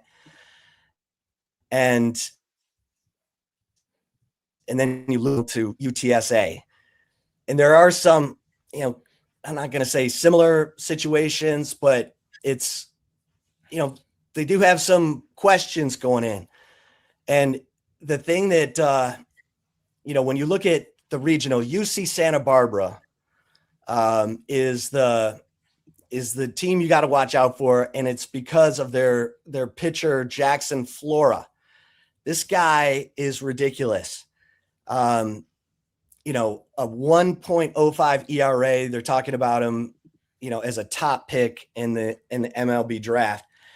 And Texas, how does UC Santa Barbara, do they not pitch Flora in game 1 and hope that they win it and face Texas and then pitch him? Because that's a guy who can ruin your weekend. Yeah. And how great would it be if we could see Dylan Volantis against Jackson Flora? Otherwise, I think Texas loves this regional. And so, let's see if they're sharp, because last year they go up to SEC tournament. They throw, God, who was it? Was it Ethan Walker? Ethan Walker. Yeah. They get busted up, and then they didn't look sharp. Are they going to be sharp? Like, what's the point of trying to rest all these guys if they're not even going to be sharp for the regional? So that's where it starts for me. And, and then you need your big dogs to come through. You need your Aiden Robbins, your Anthony Pack. And what a year for Anthony Pack. My God, SEC Freshman of the Year. And look, we expect Dylan Volantis to be great every time he steps out there, but how about Luke Harrison and Ruger Riojas and, Hayden LaFew and some of the middle relievers? And I have total trust in Sam Cozart. I think that guy is the next. So, ideally, if you can just get a really good quality start from your starters to get to Sam Cozart, Texas should be fine. Yeah. But I'm waiting and seeing. Yeah, the strategy of what they did last week, Chip, that only plays out on Friday. So we can talk about it if it's good or if it's bad. You can only see it once the game comes. Was it a good strategy, or was it one where if the score was 8-5 and your offense did something, then I'm fine. Like, oh no, they're still hitting the ball, they're still good. But 8-1, 9-1, it was like, nah. Not only did your strategy with the pitching not work out, but your guys didn't come to. It sent a message that the rest of them didn't come to play either. Right. And I love Schloss. I mean, I love the guy. I think he's brilliant. I mean, the guy coaches the mental side of the game, I think, as well as anyone. But he throws Dylan Volantis when they're down 8-1 or whatever the hell. Okay, why didn't you start Dylan Volantis and then go to Cody Howard? And, if you're going to pitch Volantis anyway, he needed a bullpen. It was Friday. It was set up perfectly. Hell, he could have thrown Volantis for 2 innings and then, gone to his, guys that he wanted to see if they could help. But bottom line is Schloss didn't want to extend these guys. And so let's see how it works this year, because you've got a bunch of studs on this team who Aiden Robbins, this guy came to Texas because he wanted a chance to play for a championship. So let's see if these guys get it going. I mean, there's a lot of talent on that baseball team. Carson BK says, Chip, if it doesn't work this year, that philosophy will change next year. It won't. Nobody's going to go 3 strikes and you're out with that philosophy. Right. I mean, it's hard to tell your team either out of your mouth or by your actions. Right. That we're channeling off after you've been go, and now we're gonna, hey, everybody relax. Well, wait, what? Yeah, and then the next week, hey, okay, now it's go. And again, Schloss he's a wizard. I trust him, but yeah, it gets a little confusing certainly for the fans, hopefully not for the players. Yes, that's for sure. That's for sure. All right, Chip, before we let you go, how about a word for what's going on at horns247.com? Yeah, get over to horns247.com. I've been writing a lot about Farrah O'Keefe, who won the individual national championship at the NCAA women's golf, 3rd Longhorn ever to do it. The Longhorns got beat in quarterfinal play by Eastern Michigan. That was a crazy story because that team has a bunch of transfers. Their coach, there was some donor at Eastern Michigan who gave a bunch of money to golf, and by God, they hired Georgia's coach, and he brought in transfers, and they ended up losing to Stanford in the semifinals. But yeah, check it out. My man Eric Henry's down at SEC meetings. We got all that stuff covered for you. Become an annual member so you get VIP access to all the team sites on the 24/7 network, and you get that year subscription to Paramount Plus, so you don't have to pay for pay-per-views for UFC. Check out all the great shows. Come on over. There you go. Horns247.com. Chip, always enjoy it, my friend. Enjoy the rest of the week and the weekend, and we'll chop it up next Wednesday. Thank you, sir. Chip. Yes, sir. Enjoy it. Yes, sir. There he goes. The great Chip Brown, Horns247.com, and our weekly Chop It Up with Chip segment brought to you by our friends at Cover 3, the best sports bar in town, right there off of Anderson Lane, just east of Mopac. They've got all the TVs you want. They've got the right games on the TVs, too. Sometimes I walk into a sports bar and they're showing a replay of some random-ass game that's 15 years old, and it's like, y'all do realize the NBA darts. I don't want to see darts when I walk into a sports bar. Yeah, you do realize the NBA playoffs are on right now. Why am I watching Western Kentucky take on Eastern Kentucky from 2007? Could you put anything better on, please? And if we're not having our guy doing this dart celebration, we don't need to be watching darts, okay? Unless that guy shows up, now we're talking. Yeah, just put this on a loop. That's fine. Otherwise, No darts, please. Give me the real sports. Cover 3's got all the games on. They've got the sound on the games when you want them. They've got the great bar, and of course, their menu is really what sets them apart. It's better sports bar food than you're going to find anywhere else in Central Texas. The brick chicken mac and cheese is my go-to. Their wings are great. The Sean Adams prime rib sandwich. Their burger is one of the best in the state, voted on by Texas Monthly a few years ago. It's awesome. If you've never been, check it out. One of my favorite places to go catch a game. It's Cover 3, Dining, Spirits, Sports. And our good friends over at Hat Creek Burger Company, proud to be a place where anyone can come in hungry and leave full. That's for sure. Over 30 locations throughout the state of Texas, serving up burgers, fries, and shakes. And it's a place with good food, good folks. And it's just that simple. A lot of good fun there. For kids, they got the wonderful playscapes there at all their Hat Creek locations. And for mom and dad, if you want to have a little margarita late in the afternoon, you can have just that. For the adults. But folks, it's about the burgers, it's about the fries, it's about the shakes, it's about the nuggies for sure at Hat Creek Burger. Tomorrow, golf day, non-nuggy day, BK. Going with the big hat tomorrow before round golf. Big hat, hey, large milkshake too. I like that. Yeah, I'm not going with the queso fries though. Just gonna go burger and milkshakes. I don't want to go to the limit. You know what I'm saying? Limits for some other time. It's getting a little too warm for all of that at one shot before golf. But I love their strawberry shakes. Got myself a nice strawberry shake with a big hat tomorrow with cheese, onions. Yes, indeed. Love that Hat Creek Burger Company. Yes, indeed. Also, some love to Altstadt Beer. Hey, good way to wash down your Hat Creek burgers with a nice cold Altstadt. Also, if you're at Cover 3, they've got Altstadt there as well. Look, it's all over the place. It's at your favorite bars and restaurants around the great state of Texas. Also available wherever you buy your beer, grocery stores, liquor stores. You can find the greatness that is Altstadt Beer. And how about a trip to the Altstadt Brewery? If you're looking for something to do, maybe the kids are away at camp, you've got some time to kill on a weekend or heck on a weekday, make the scenic drive through the Central Texas Hill Country and find your way to Fredericksburg, Texas, and you'll see the Altstadt Brewery. Voted. Yeah, the kids want to take you to the kids who got a job. You know what I'm saying? Maybe they'll take you out there. Let them work for a couple weeks, get some money, and then you parents go spend their money. Hey, be our designated driver, kid. Yeah, that's right. You can't drink at the Altstadt Brewery, but you know what? Drop us off, go do what you want for a couple of hours, and then come back and take us home, please. Nice. We've driven you around forever. Why don't you give us a ride once? Now that you've got a job. Now that you got a job. Hey, the Altstadt Brewery voted Brewery of the Year at the Texas Craft Brewers Cup back in February. It's awesome. You get to try their world-class beer. They've got live music. Their outdoor beer garden's incredible. The sunsets out there are ridiculous. They've got delicious food, too, serving up all sorts of European-style cuisine. There's always something fun going on at the Altstadt Brewery, and it is the perfect day trip for the beer drinkers in your life. Go to their website, altstadtbeer.com, for more info and to plan your next trip. It is Altstadt Beer. No impurities, no regrets. Of course, our friends over at Sue Patrick, Jay Willems and the gang over there since 1975. You know, we do such a great job. We promote Mother's Day at Sue Patrick's, but you know what?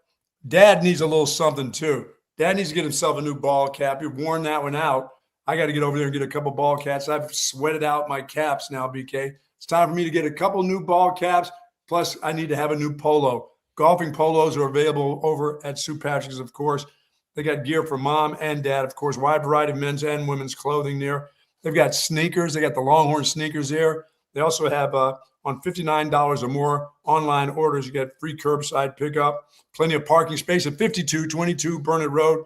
But let's not forget about Dad this year. Dad's worked hard. It's been a tough 2026, and Dad wants a little something. I can tell the fathers out there. I'm not going to tell you kids to keep your ashtrays and your little colorings that we like to put up on the refrigerator. Dad likes that too, but Dad's looking for one of those nice polos for golf this year. Let's hook Dad up at Sue Patrick's. For more information, go to SuePatrick.com. Yeah, get your dad something that he'll actually use. Please. Something he'll actually like. He's done with that Longhorn tie or that tie that you find at Goodwill, kids, when you go by Goodwill and say, oh, Dad would just love this. No, he wouldn't. Dad's been working from home since COVID. Don't buy him a tie. He's not going anywhere. Right. Yeah, you don't need that. Get him something good at Sue Patrick. They've got Yes. you covered. All right. Good stuff there from Chip. Yeah, Texas softball will start its Women's College World Series run tomorrow at 1:30. The Longhorns taking on Tennessee. Texas did not play the Lady Vols during the regular season, but they did meet last year in the Women's College World Series, and Texas beat Tennessee 2-0. So hopefully that history repeats itself. And hopefully all the history that happened in Oklahoma City repeats itself as Texas trying to go back-to-back as champions in softball. And obviously 2 days away from Texas baseball opening up its NCAA tournament play against Holy Cross. We'll have Greg Swindell on the show tomorrow. We'll get his thoughts on that series. Also, the SEC tournament strategy that Texas had, and plenty of other Longhorn baseball conversation as well. Wanted to get to this, Buck. A bit of an update in the Brendan Sorsby story. Yeah. He was denied reinstatement by the NCAA yesterday. He had requested to be reinstated as eligible for the upcoming 2026 season. The NCAA said, we can't accept that. Texas Tech, unsurprisingly, plans to appeal the ruling. Their university president said, quote, "We believe that given the facts and the context of Brendan's case, the NCAA's ruling should be reversed or modified. As a generation of college athletes face the legalization and rapid proliferation of sports betting in our country, gambling addiction is rising to the point of epidemic among college-aged men in particular. The NCAA's stated mission includes fostering student athletes' lifelong well-being, and they have claimed their goal is to promote a culture of care for student athletes' mental health. Gambling addiction is a clinically recognized behavioral disorder." And quote, he also added, "I don't really care about any of that. I just want our $5 million quarterback to play this season." Okay, that last part I made up. I don't really care about all that other crap. I don't care about his mental health. We just need him on the field. Yeah, I don't give a damn about the well-being of really any of our students at all. But this quarterback we paid a lot of money for. We'd like to win the Big 12 again, get back to the playoff. This is truly for my mental health. Yeah, we really need this guy out here. So, yeah. They got a long battle with this one. This is the one that folks are just. It doesn't seem like many people are in favor of Texas Tech on this one. It's so funny because the people who are the same people who get mad at the NCAA for not enforcing any of their rules, right? Right. We talked about it earlier with Steve Sarkisian. He's not the only person voicing his displeasure with the way things are going right now in college sports. A lot of coaches and players and fans and just college football people have spent years talking about how the NCAA doesn't do anything. They don't do anything. And now they're finally trying to enforce one of their rules, and people are like, that's a bad rule. We don't want it enforced. Get rid of it. One of the heaviest of heavy-duty rules there is out there. They're trying to enforce it, and now they want them to be the bad guys, right? Because they're not worried about They're not worried about Sorsby's mental health. Yeah, and for the record, like it's the TV networks who are doing these deals with the DraftKings and the FanDuels of the world. It's not the NCAA signing these deals with those companies. No. So yeah, it looks very hypocritical that all of these ads happen during every college football Saturday for betting.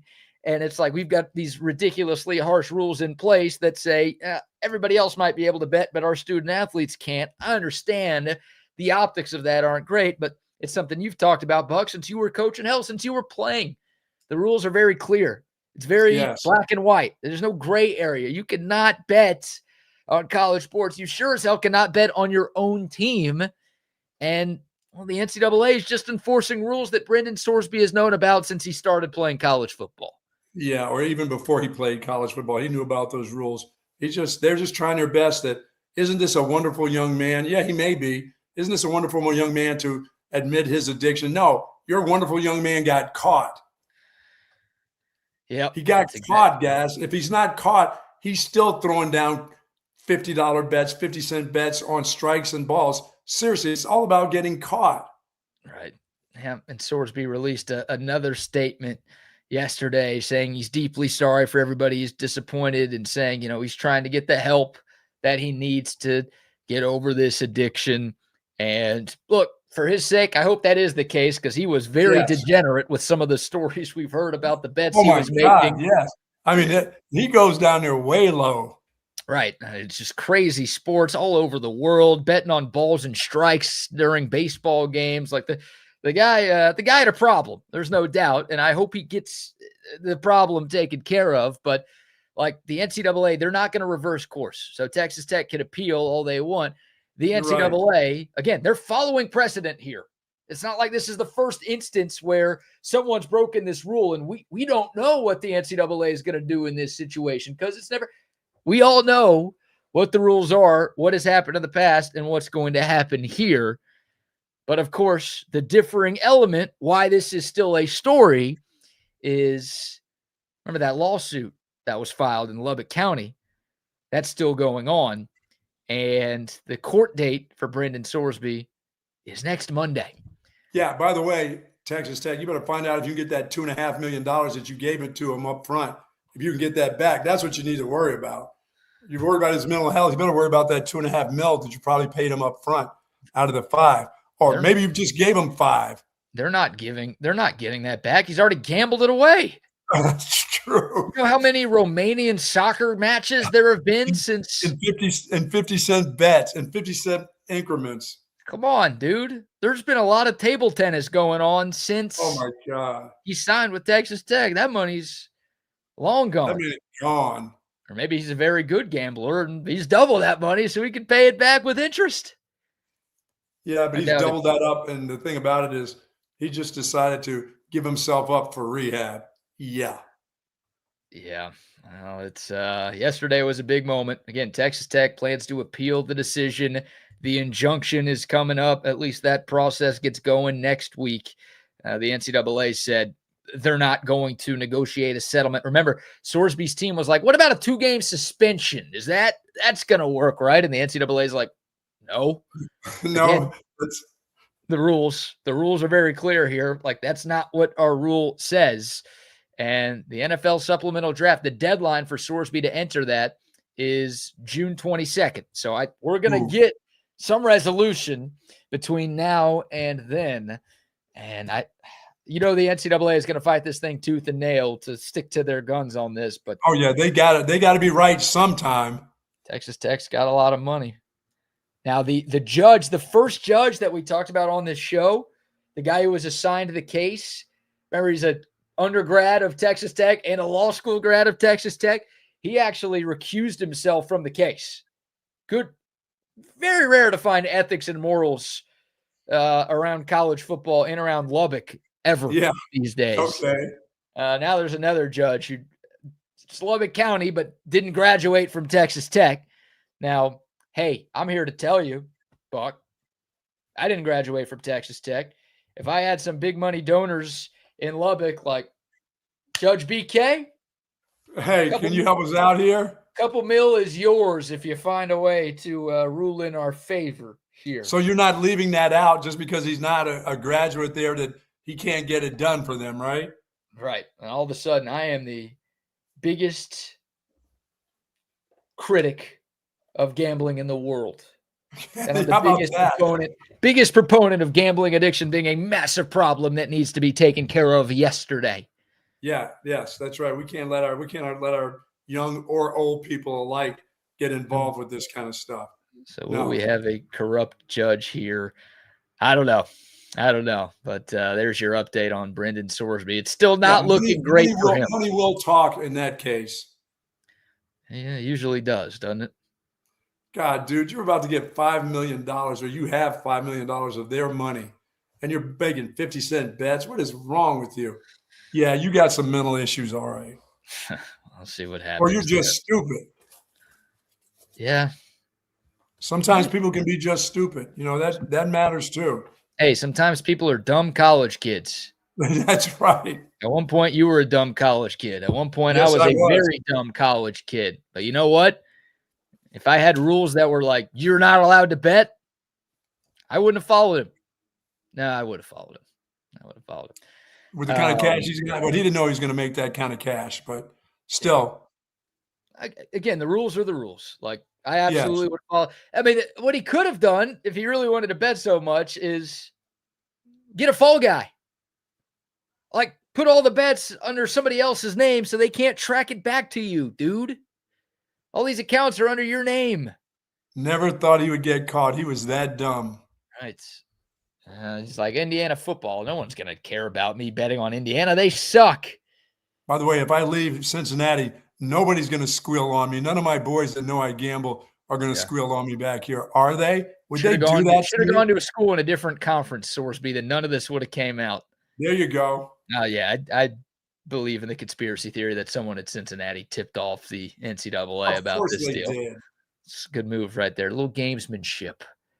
Don't mess with your own somebody confidence. Somebody who wasn't getting paid at Cincinnati got paid. I got paid. Oh, man. Well, congrats are in order to the Vegas Golden Knights in the NHL. Yes. No gold star plays for you tonight. Actually, no, there is a game in the NHL. I beg your pardon. But obviously one of the basketball conference finals is done with the New York Knicks advancing to the NBA finals. Now one of the Stanley Cup playoff conference finals are done with Vegas. Crazy story. Like Vegas fired their coach with less than a month left in the regular season. They had 26 fewer points than Colorado did in the regular season. They did not beat Colorado in their 3 matchups in the regular season. They would not have made the playoffs if they were in the Eastern Conference. The lowest amount of regular season wins for a team to reach the Cup final since 2002. We say it in every sport, Buck. Get in the dance, you've got a chance. And stay healthy. Stay a little bit healthy. You got a chance too. Yeah. And look, Vegas was supposed to be great. They were one of the favorites at the start of the year. They just didn't have a good season, but they found their way into the postseason. You talk about the coach all you want with John Tortorella. Really, you just need your goalie to get hot. And Carter Hart, their young netminder, has been ridiculously good, and that's the biggest reason why Vegas is still here. Who will they play? Maybe it depends on your Gold Star lock. You've got Game 4 in the East. Carolina up 2-1, back-to-back overtime wins against Montreal. Game 1 north of the border. Who you got? I got Montreal for 150,000 unit play. Think they even things up, huh? Yes, they do. Okay. You did have a great night making up 350,000 units on Tuesday. Best is yet to come in the finals of hockey and, of course, basketball. You are still down 350,000 units for the entirety of these playoffs. We make that up before the weekends, before we get to the weekend. We got a couple more games before, don't we? Well, we may not. You got this game tonight, and then a guaranteed Game 6 tomorrow in San Antonio, and then a guaranteed Game 5 in the NHL, which would be Friday. And then Spurs fans obviously hopeful there's a Game 7 in Oklahoma City on Saturday. Damn, I did say whoever won Game 3 is going to win that series. You did say. And that was the Thunder, and now they've got that 3-2 lead in this best of 7. All right. What do you want to get to here? The BBK news or more sound from Steve Sarkisian? Is there some more Sark? All right. You got any more basket weaving talk going on? No basket weaving talk. No, this is interesting. Chip referenced this earlier, and I think it's worth playing Steve Sarkisian's thoughts on that real quick before we get to the BBK news and why today's not so bad. There's been a changed mentality around college football in recent years. And Sark was asked, first of all, about the SEC championship game. Like, do you like it? Do you want to keep it? Do you think it should go away? And he said, no, I think it means something. Like, it should absolutely stay. And I agree with him 100%. And then he was asked a follow-up question like, well, when y'all played Georgia a couple of years ago, Carson Beck got hurt and he couldn't play in the playoff, and that hurt Georgia's chances of winning a national championship. So why do you think it matters? Sark rambled for like 2.5 minutes. I cut it down to just over a minute. But here's Steve Sarkisian kind of elaborating on just the change mentality that's permeating through college football right now. There was no BCS. There was nothing. They just figured out who the champion was. And then we went to 2 teams. And then we went to 4 teams. And even at 4 teams, it was like, okay, we know who those 4 are. The rest of these teams can have really good seasons and celebrate their seasons, be champions, win a New Year's Six bowl and still feel great about their season. And now we've gotten to 12, and now the tables have kind of turned. And my concern is I watched a coach get fired 5 games into a season last year after been in the semifinals the year before. That's concerning to me about the health of our sport. And so to me, I just think we got to find a way to get out of this notion of it's a national championship or bust for all the schools, because that's not a healthy way to live for our fan bases. It's not a healthy way to live for our donors. There's a lot of money in place. There's a lot of people contributing. The TV revenue that's coming in. There's a lot going in this. There's NIL. There's players making money. Gosh, to hang one carrot out there that we're all chasing every single year with a format that's really not conducive for everybody to have an opportunity to win it. It's a scary proposition to me. And so hopefully, like I said, we can navigate our way through this and we can find a little better remedy for it. Yeah, I mean, I like that. I mean, that's a good answer. That's a good answer to a lot of things that we talked about today. And once again, when I found out that $80 to $100 million is made by the SEC championship game, I'm like, where do you make that revenue up at? I mean, that's a lot. That's a lot of money, because that's not the old bowl game system where you get, here's 25 million or here's 15 million for playing in this bowl. We'll pay for your $80 to $100 million for that game. If that game goes away, wow. Yeah, it's a big deal. It's always been a big deal. Conference championships, it's like ingrained in the fabric of this sport, is it not? Yes. Like, go to DKR, Texas Memorial Stadium. You'll see the 4 national championship years, and then right next to it on the facade or overhang on the concourse, you'll see all the years that Texas has won a conference championship, whatever league they've been in. And it's not just Texas. That's every school around the country. And now all of a sudden, they don't matter. We're getting rid of them. Doesn't mean anything to win your league. Like, what are we doing here? I'd rather play less games. Give me my 11-game schedule again than to get rid of that championship games. Yeah, I agree. And it's tough. Again, it's not always fair, because there's so many teams in the SEC and the Big Ten and all of these leagues now where you don't play everybody. And some years someone's going to have an easier path to the conference title game than in other years. Guess what? It's better than nothing. Like you're right. Having a conference championship game where, maybe one year it's a team that they got gifted a spot there. Well, guess what? They've got to go earn it in Atlanta in a conference title game. You can't get rid of that. It means too much to the history of the sport. And other coaches in the SEC are talking about, do you want to really get rid of the Texas versus? They keep bringing up Texas, Ohio State. Everybody wants that game.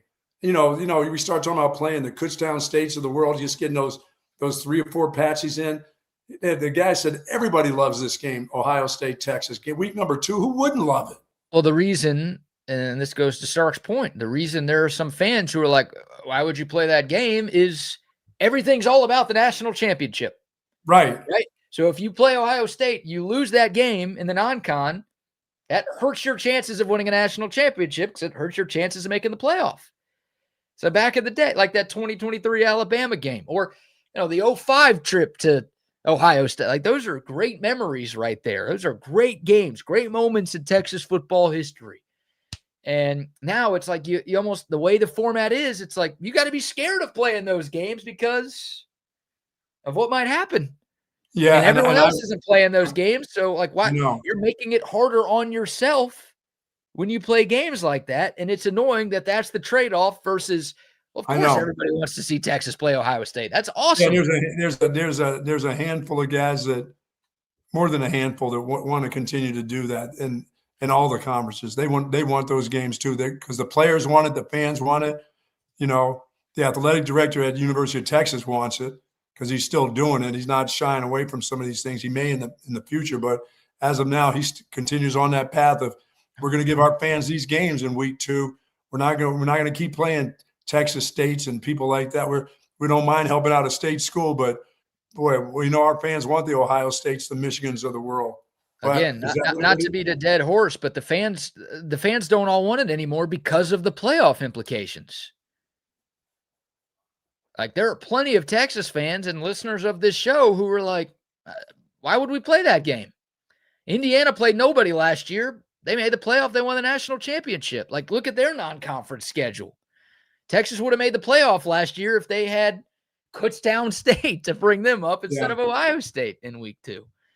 So that's the predicament that the way the rule changes in the sport are and the way things are set up right now is like, if you're the AD, you got to, what's best for your school. Might not be playing a team like Ohio State, which is dumb. Yeah, that just messes with the fans. But the fans they also want to see you being able to get to a national championship game. Of course. And these are the ones that will keep you out of it. They'll keep you in it. They'll keep you out of it. Go win it in week 2 here. Yeah. Other people talking about easier said than done. Of course. People are talking about punting on the SEC championship game now. It's like, yeah. Doesn't matter. Let's get rid of it. Who cares? It's all about the national title. It's crazy. All right. The BBK news. We'll have more from Sark tomorrow. But, Buck, I have a job for you. This is something that found me a couple of days ago. Will it find me also? I think it's something that you would very much be interested in. Okay. Perhaps a little bit of a career change from what you've been doing for a while. Hand modeling? No, not hand modeling. It's something to do with your hands, though. There's an AI company out there called Joy AI that is hiring 10 masturbation consultants. You get paid $2,000 a month to test their new daily guided masturbation feature and document the effects on stress, sleep, and mood. This is real. This is not a bit. There is legitimately a company that is looking for 10 masturbation consultants. And you get 10 debaters? What's that? Looking for 10 debaters out there? Looking for 10 debaters out there. Yeah. Master debaters, if you will. Okay. You get paid $2,000 a month for this. Any interest? Maybe if I was retired, but no, I'm not retired. I'm working. I'm good. You know what I'm saying? I'm a working stiff. I don't need that. Give that to somebody who's struggling. That seems like a nice gig for a couple months' work. Isn't this something you already do? Why wouldn't you want to get paid for it if you're going to be doing it anyways, right? I don't need any extra coin for that. Well, $2,000 a month versus $0 a month. You're turning down free money? Yeah, I'm going to turn that one down. Yeah. Like I said, I'm a working stiff. What does that mean? I work. I don't have time to. I know that $2,000. I would have to be desperate to do that for $2,000. Yes. This is an everyday job. That deal is an everyday job. They want you to record and, I don't know. You got a video set up and everything. Yeah, it's just a 4-week well-being study. It's $2,000. It's daily audio guided sessions. Oh, it's 4 weeks, so it's only a month's job, huh? It seems that way. It says $2,000 a month, but then it says a 4-week well-being study. What if you got really good at this and you should be able to make more? I've had decades of experience of this, so of course I'm good at this. You're way more experienced at this than I am, so you're very well qualified for this job. Oh my goodness! I feel like you got a better chance of getting it than I do because there's probably a bunch of early 30s guys out there who are looking for that. This job. would be great. I want to do this. I don't know if there's that many in your demographic, so I think you've got a chance here. I mean, come on. No, and none of you people put my name in for it either. I'm pulling up the application right now here. You have to go meet them in person. There you go. It's pretty easy, right? What's your name? How old are you? Must be 18 to apply. Sorry about that, high schoolers. Where do you live? Email? How do you identify? Can you commit to a daily routine for full week? 4 full weeks? I got a lot of driving to do. You know me, I can't do that. Do it in the car. What do you mean you can't do that? Do it in the car. Pull over. Go to a gas station. Get it done. What time of the day are you likely to do this? Buck's going to pass on this one. It's not a lot. It's a pretty short questionnaire here. Why do you It want really to do is. this? What do you hope to learn about yourself? Oh, this would be great, man. Would you be open to being interviewed or quoted if your story is interesting? Talking about your habits. Oh man, I might give this one a go here. I only put out stuff that I don't want to be private. That's private, so I don't think I would. I'm not. No, I don't want to share that with You could anybody. be anonymous if you would like. Doesn't have to be out there. A little different. That's a little different if you're going to be anonymous. You're going to end up looking like Glenn Quagmire after a few weeks of this. That guy's never left that. Dude never left the house. No, he's doing his own thing at home, sir. You know, a lot of people are very anti-AI. Maybe AI is not that bad, you know. Trying to help people make some money, master your own domain. Cash on the side. I like that. All right, we got a few people asking for the link there. I'll send y'all that. Of course, they are. Listeners to this show are asking for the link. Does that surprise you? $2,000 a month just to log something that you already do. That's it. You're not being asked to do anything different. Just do what you do, and we'll pay you for it. Just be yourself. Be yourself. Play with yourself. Oh, love yourself. $2,000 a month could be yours. All right, why today's not so bad. Happy birthday to Longhorn Bear, one of our great listeners. Mentioned earlier in the chat that celebrating another year, brother. Happy birthday to you. Other birthdays, the Big Hurt, Frank Thomas. That guy's called the Big Hurt because all of the testosterone pills that he takes. He and Doug Flutie are becoming the Big Hurt, huh? Yeah, and he hurts the women because his thing is so big from the low T pills, I believe. That's where that nickname comes from. Astros legend Jeff Bagwell, 58, one of the best players in Astros history, one of the worst front office members in MLB history. Other birthdays, Danny Werfel, Heisman Trophy winner. Any guess on how old Danny Werfel is? 57. 52. Andre 3000, 51. Let's see. Sam Snead is born on this day, now dead. And I think that's really kind of dead. It. National Flip-Flop Day. Are you a flip-flop guy, Buck? No, I don't play around with those. That can make me take a header. Flip-flops. Oh, you'd fall if you were wearing them. Yeah, I wouldn't. I'm not good with flip-flops. You used to wear flip-flops back in the day? Back in the day, yes. I could tear up some flip-flops. I could tear those. I used to get those cheap rubber ones. There are 3 places where it's acceptable to wear flip-flops. On the beach. Yes. By the pool. By the lake.